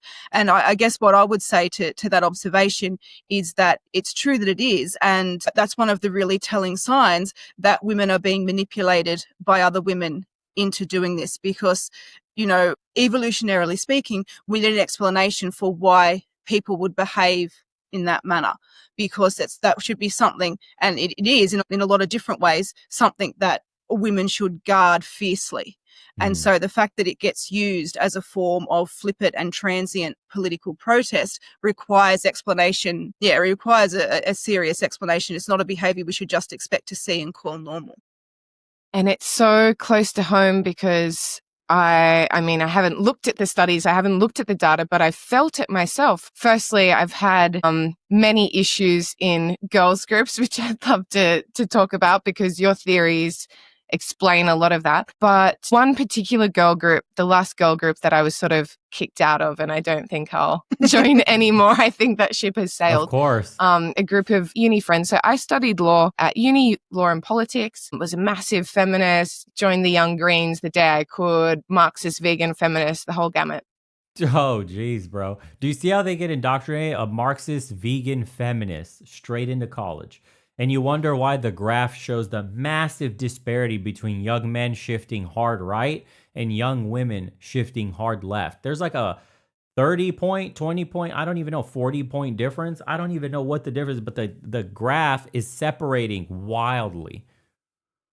Marxist, feminist, vegan. Bro, you just landed on college campus, immediately identifies with like some of the worst people imaginable. And I was actually one of the more radical girls in that group. Of course. And then somehow horseshoe theory, she like came out the other side, is like pushing conservative talking points. Very interesting, huh? Like you almost have to dabble in the crazy a little bit to come out the other side with a deeper understanding of like, oh, these bitches just want my womb to be barren. They don't want me to have kids. This is all mate suppression. Then they're going to go get knocked up by Chad, the asshole. And I'm left with a broken womb. Yeah, no thanks. I was sort of known as the most political, outspoken one, which was cool when I was left wing, not as cool now, even though I don't think I've changed that much. But I remember there were about 4 girls, and there was one sort of girl who was also, I'm not sure if this is relevant, but the tallest and the sort of most physically imposing in a way as well. And she would often make comments about not only girls in our group, but other girls, and sort of disparage them for wanting to get married and have kids. And pretty much the worst thing you could do in her eyes, and we would sort of all go along with it and laugh and like mock any girl who wanted to do this, was drop out of school in year 10, not do the HSC, drop out of school in year 10, marry a guy, become a hairdresser or get some other trade and become a young mum. That was the most socially embarrassing and sign of like low class and low intelligence thing you could do. With maturity, you know, I grew up in Newcastle, pretty working class town, big town. Did you? So did I. Yeah. You're another Kestrel. I had no idea. Okay, So we'll have to talk more about that. We so understand exactly what's going on here now. Yeah. But now I look at the girls who did do that, who did, you know, drop out of school or maybe didn't go to uni and got a job and became mothers, you know, in their early 20s. They're really happy, a lot of them. Not all of them, obviously. You can't fully generalize.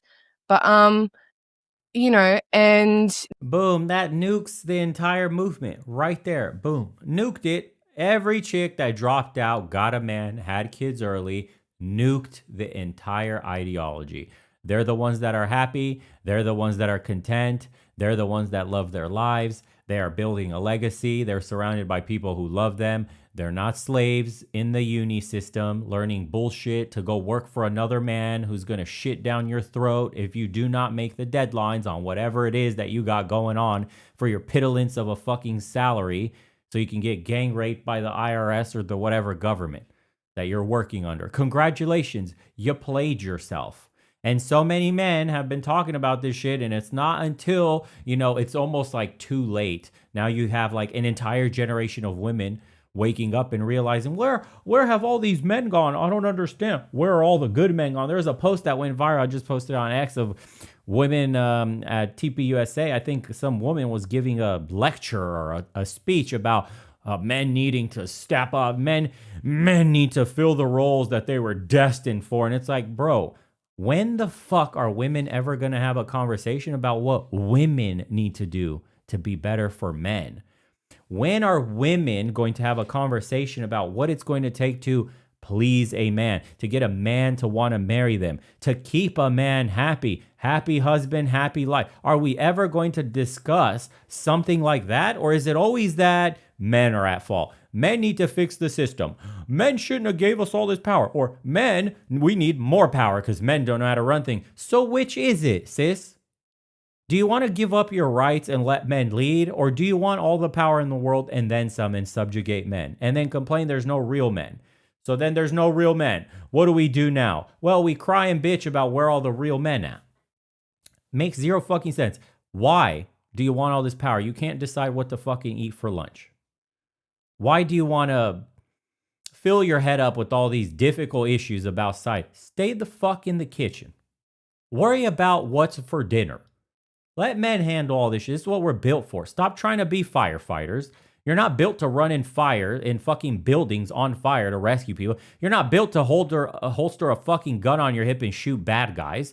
You are not built to carry a fucking automatic assault rifle and go into a war zone in fucking ditches while you're getting drone striked and shit. You're not built for this.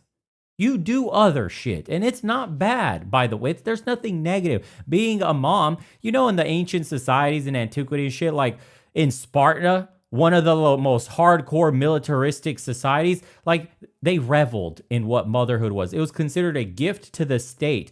The highest duty and honor that a woman can have is becoming a mother, because they're literally creating the next warriors, the next generations. And now you tell me, we fast forward a couple 1,000 years, and you got these feminists with like fucking multicolored hair. They're fat as shit. They look nothing like Spartan women. Their education is just indoctrination. They're on pills. 50% of liberal women are on pharmacological drugs to survive the day. They make their wombs barren. They say dumb shit like decentering men. You're clearly mentally ill. You cannot function in this society. You desperately want, you're living a duality, a dual kind of life where you want a man to come and save you from your fucking misery. But you can't admit that because you're surrounded by essentially a sisterhood of toxic harpies that are all dragging you down to their misery.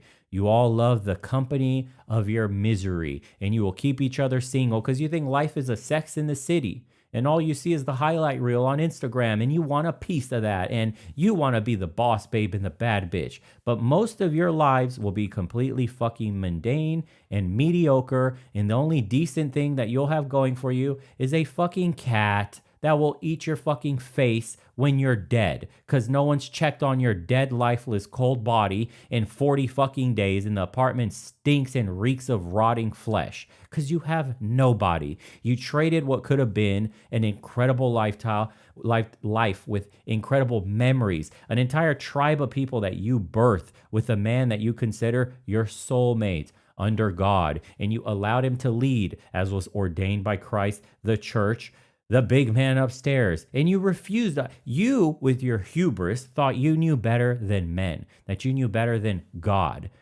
And so here you are at the altar of your own destruction. You ushered this in, and you can't even sit there when all the lights are on you and everybody's watching and admit, maybe I went a step too far. Maybe I fucked up. Maybe we do need a step back, and I need a man to help me. Maybe this was the wrong shoes to fill. And my feminine power is in family creation, managing the home, submitting and serving my husband. Maybe that would make me feel happier, because clearly I just got fired with the other 30,000 people at Amazon because we're dicking around answering emails at work. I'm not even fulfilled at my job. Do you women not ever think of any of this shit? What happens?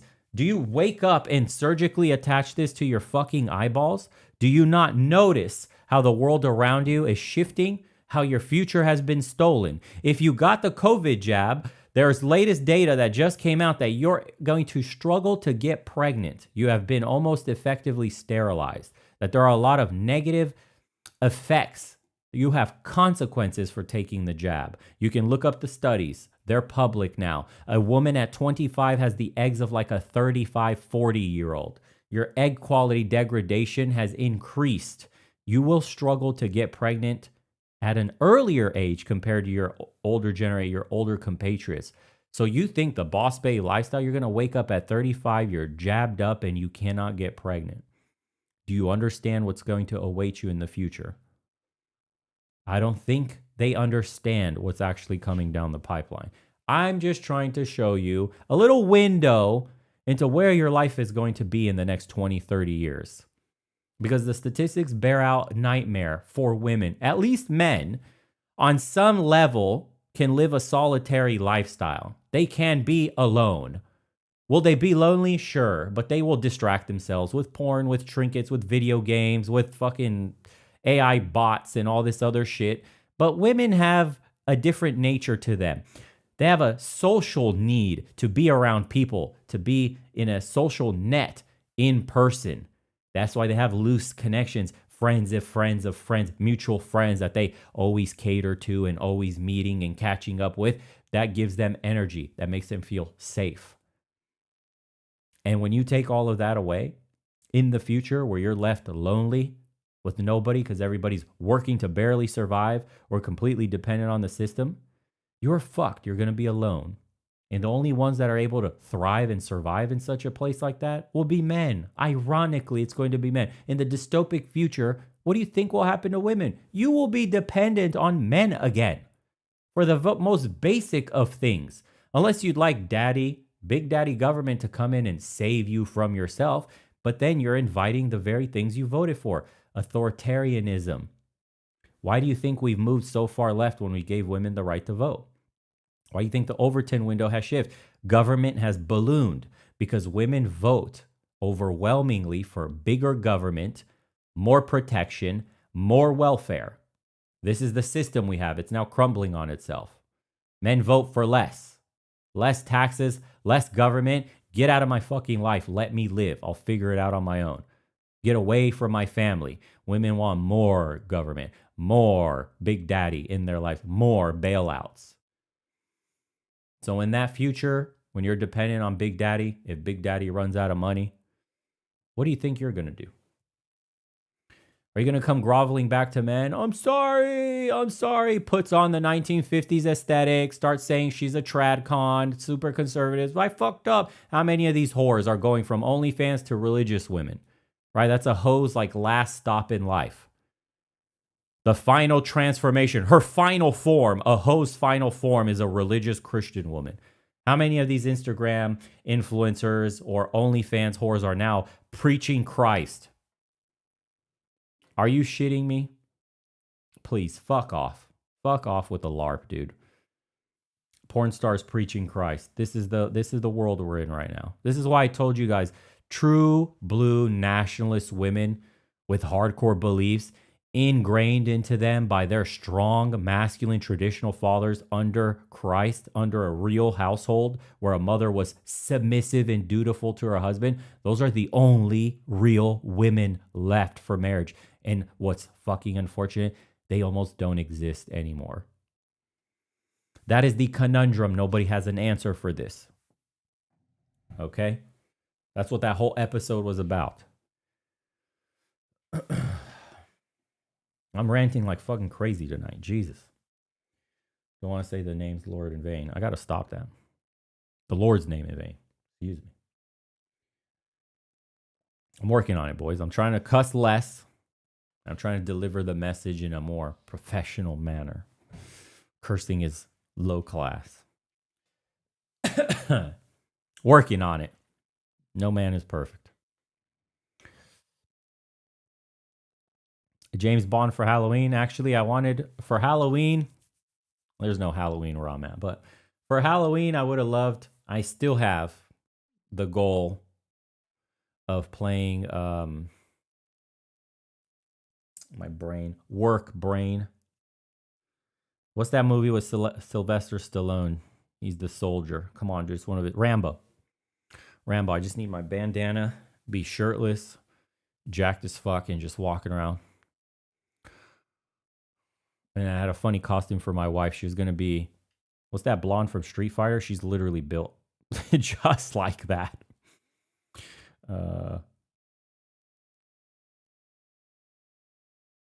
What's the blonde from Street Fighter?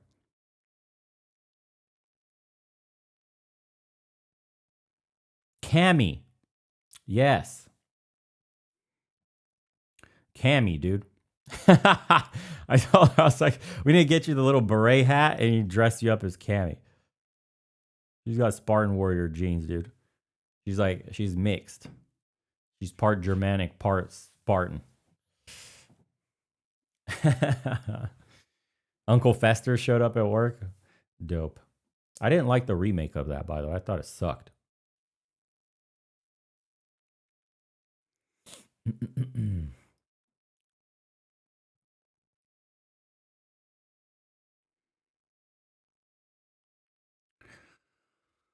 All right, dude, I'm ranting. We'll call it. This is enough for tonight. I want to answer a few more questions. We'll hang out with the chat for a minute. Let me move the chat over here.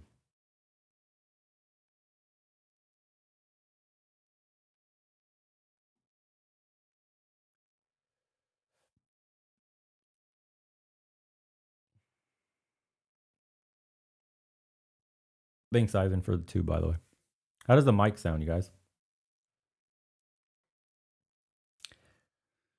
I'm trying really hard to fix this stupid mic. I've been testing shit for days. I don't want the sound to be like shit or echoey, or maybe it comes in quiet. I think I'm about to buy another mic. This is driving me crazy. Good.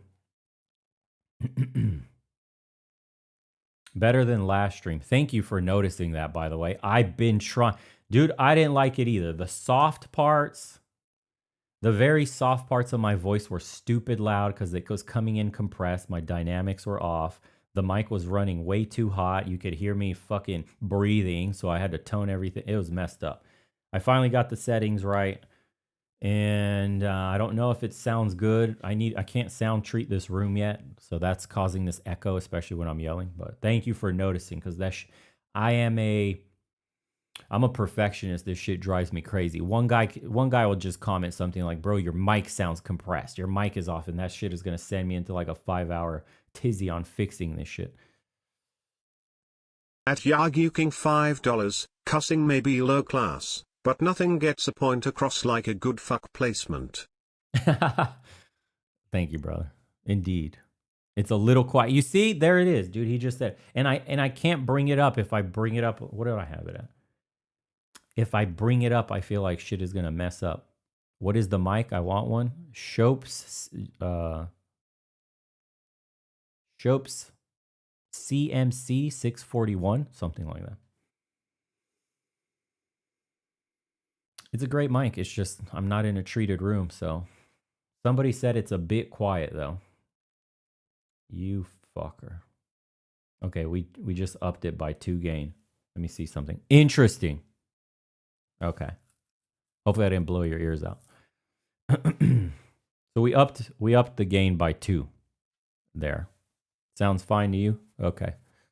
Yeah, it's just I was getting distortion when I'm yelling in the mic, stuff like that. I hate it. Now this guy told me I'm coming in too quiet. I'm about to tweak all my settings when I get off right now. I literally sat here all day in the morning and I was recording like 50 different shit, reading like how intrasexual competition suppresses female fertility, changes settings, how intrasexual competition, and I'm like listening back to myself in 50 different variations. I'm like, I don't like that click. I could hear this fucking hiss from the preamp. My voice is echoing. It's picking up too much. It's so annoying, dude. That's why I had the SMB, the Shure mic for like a few streams, and I could hear it clicking. Yeah. It's been fine. You're going to send me, dude. You're going to send me right now. And then I'm over here like, you know, I'm trying to adjust the mic. Am I too tall? I don't even want the mic to be in the screen when I make thumbnails. That's another issue. I'm like over here talking. I'm like, can I just erase the mic easily off a thumbnail? I don't want to fucking eat my mic like some people do. That shit's annoying. You're good. Not too quiet. Not too quiet, he says, but still quiet. Chat is fucking... All right, bro. All right. All right.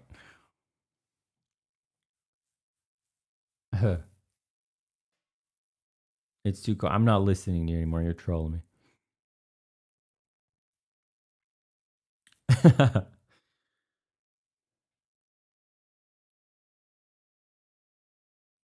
Dude, just turn up the sound. Dude, my shit is maxed. I have my gain as low as I can, and the faders are pushed up. Literally. Oh, you're buffering now too, you fucker. Well, I know my internet's good. At least I know that much. This fucking guy. Don't trust the chatters with random numbers in his name, says the dude with 88 in his name. Okay, yeah. All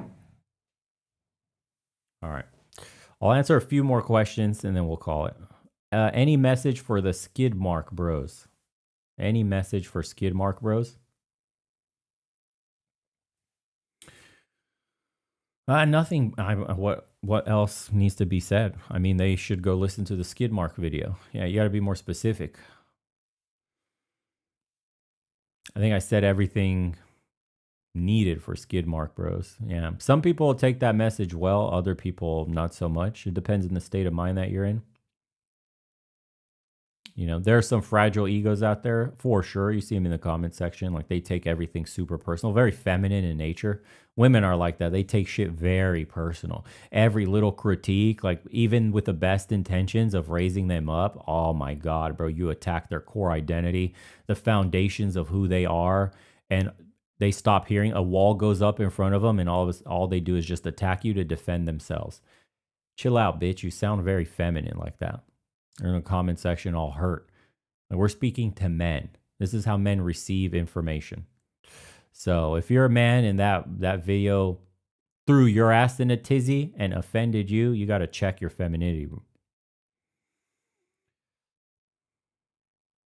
At Yaguking $5. Was there any research done on men's fertility from taking the Koof jab? I haven't seen any on that one specifically. I don't actually know. So I would assume we're probably all affected in some sense. At least the ones that got jabbed. I'm a pureblood still. No jabs for me. No jabs for my woman either. That's a very, very high point. I was surprised. You would be surprised, dude. Almost fucking feels like the whole world got jabbed up. It's insane. She doesn't smoke. She doesn't drink. Doesn't party. She likes to plant vegetables and flowers. Great. No headache. Doesn't spend money. Doesn't like spending money. Great. Likes to save money. I try to get her to spend money. That's so good.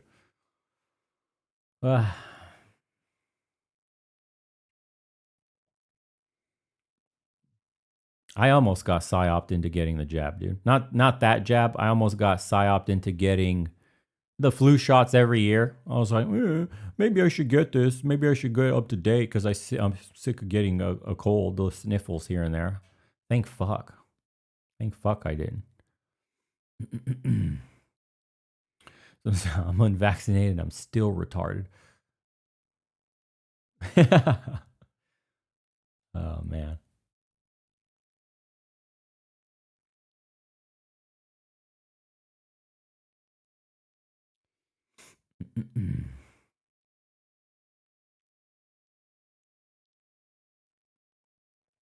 It's fluoride.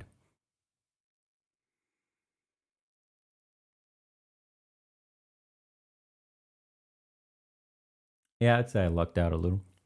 Definitely. Yeah, because I dated enough women out here to see software is mostly the same. It's just a few patches behind. But especially in the capitals, you're not going to find too much of a difference. And especially the young girls. What I was shocked is like the ones from 19 to 24 are often far more toxic for relationships. They got completely taken over by TikTok. It's like the game is inverted, guys. It's so crazy. You know, the old premise was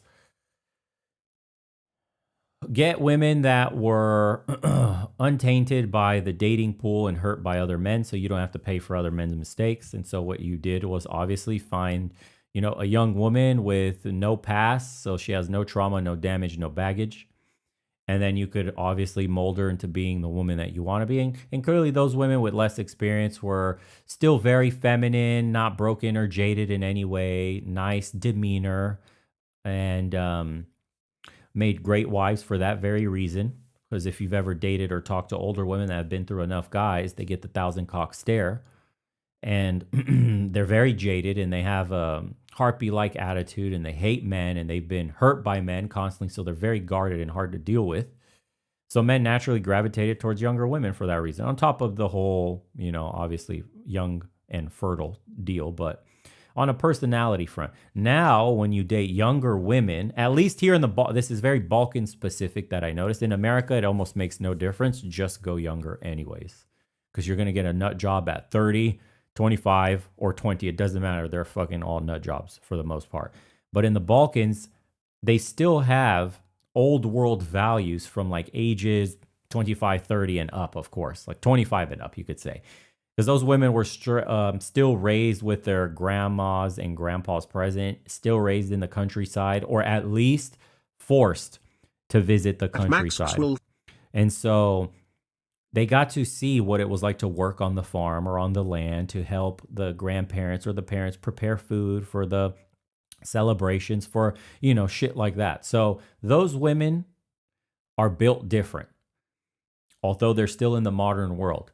And then you compare them to the 19 to 25 crowd, full-blown TikTok AIDS brain, full-blown NPCs, absolutely mind virused to the extremist extent, dude. Like the most insane ideas have all permeated even in Eastern Europe.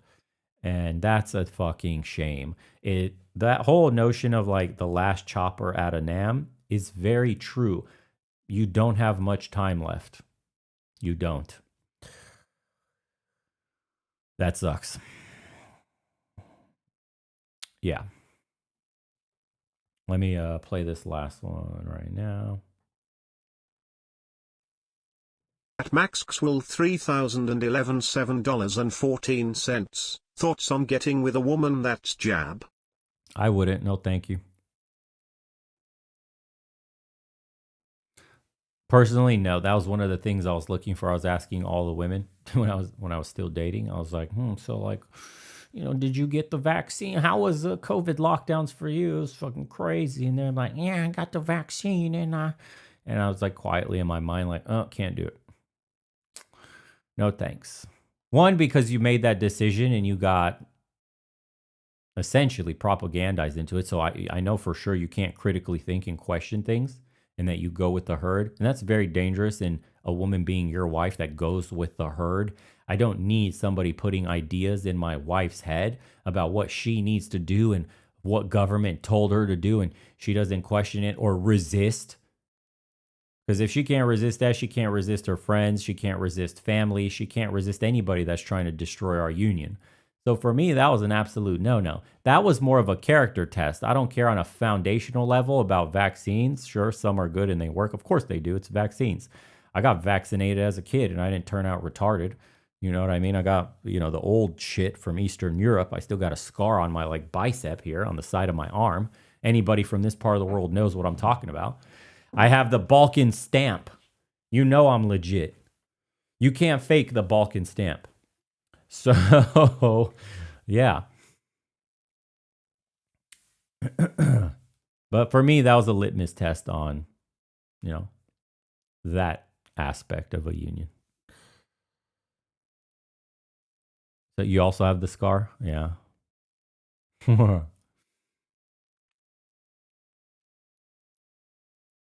If you hadn't got vaccinated, you'd be Einstein. I wonder what kind of damage that shit did to me. I do wonder.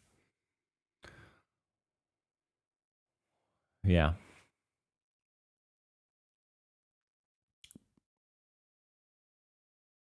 You never got the stamp? Well, maybe your family hid you somehow and faked your papers. Would you ever try gaming again as a pastime in your senior years? No, I think for me, it'll be focusing heavily on the kids. There's no way I can start gaming again. Yeah, I just think about the time spent sitting down with a controller in my hand, gaming with some sweaty motherfuckers, like the sweatiest motherfuckers imaginable that have no lives and fucking 360 no scope me and, you know, kill streak my ass. In my later years, dude, I'd like to enjoy what I'm doing. For me, my idea is like hanging out with my kids, playing catch, taking them hiking, taking them fishing, spending time with my son's daughter, stuff like that. I'm going to be spending all of my time with my children. All my extra time will go to my kids. I'm not gaming with nobody. My kids are going to be rough and tumble motherfuckers that are outside. Yeah. Because I want my kids to not be, how could you say, influenced by any tablets, TV screens, anything, phones. So I want to build up their confidence, their self-esteem, and most importantly, the little voice in their head. I want to pre-program them before the rest of the world starts, injecting shit into their head, which starts knocking down all these defenses that I build up. I want them to be mentally strong. I want my children to question things, to think for themselves, to have self-confidence, most importantly. The only way I can build self-confidence in a fresh mind is by taking them out into nature, into the world, outside, and doing things with them and teaching them and getting them proficient. And through that, they build confidence. Like, hey, help me repair the car. Hey, come here, let's go fishing. Let me teach you how to catch a fish. Let's go out here and build something in the backyard. They will then become confident and we'll build a special relationship. So, yeah. Well, no, see, if you allow your kids enough development time under that kind of household, there's no amount of state power, no peer pressure, nothing that could break them. The problem is most parents never have a good hook on their kids' mentality because most of the parents are lazy and they just do, and no offense to the parents, but they raise their kids as tablet kids. So they never had control. Yeah.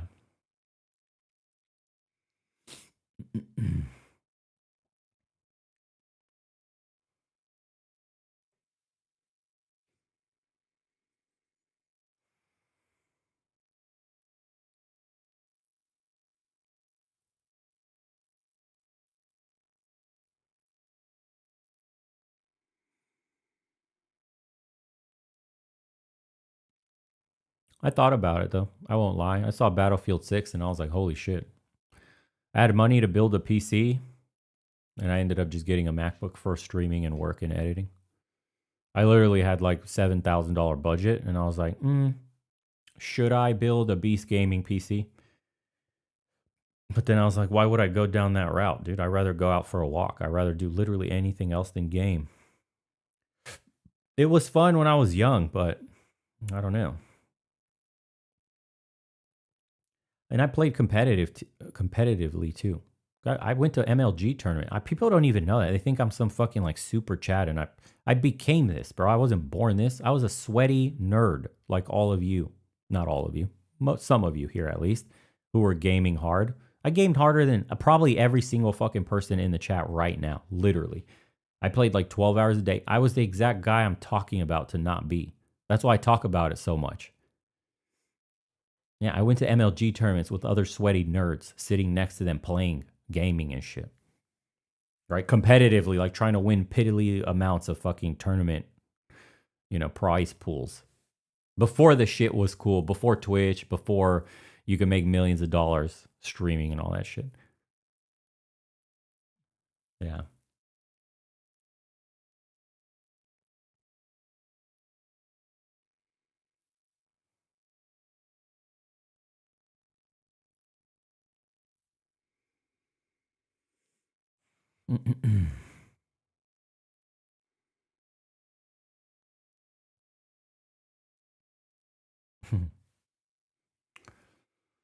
All right, boys. I think that'll call it. Enjoy your Friday. Happy Halloween.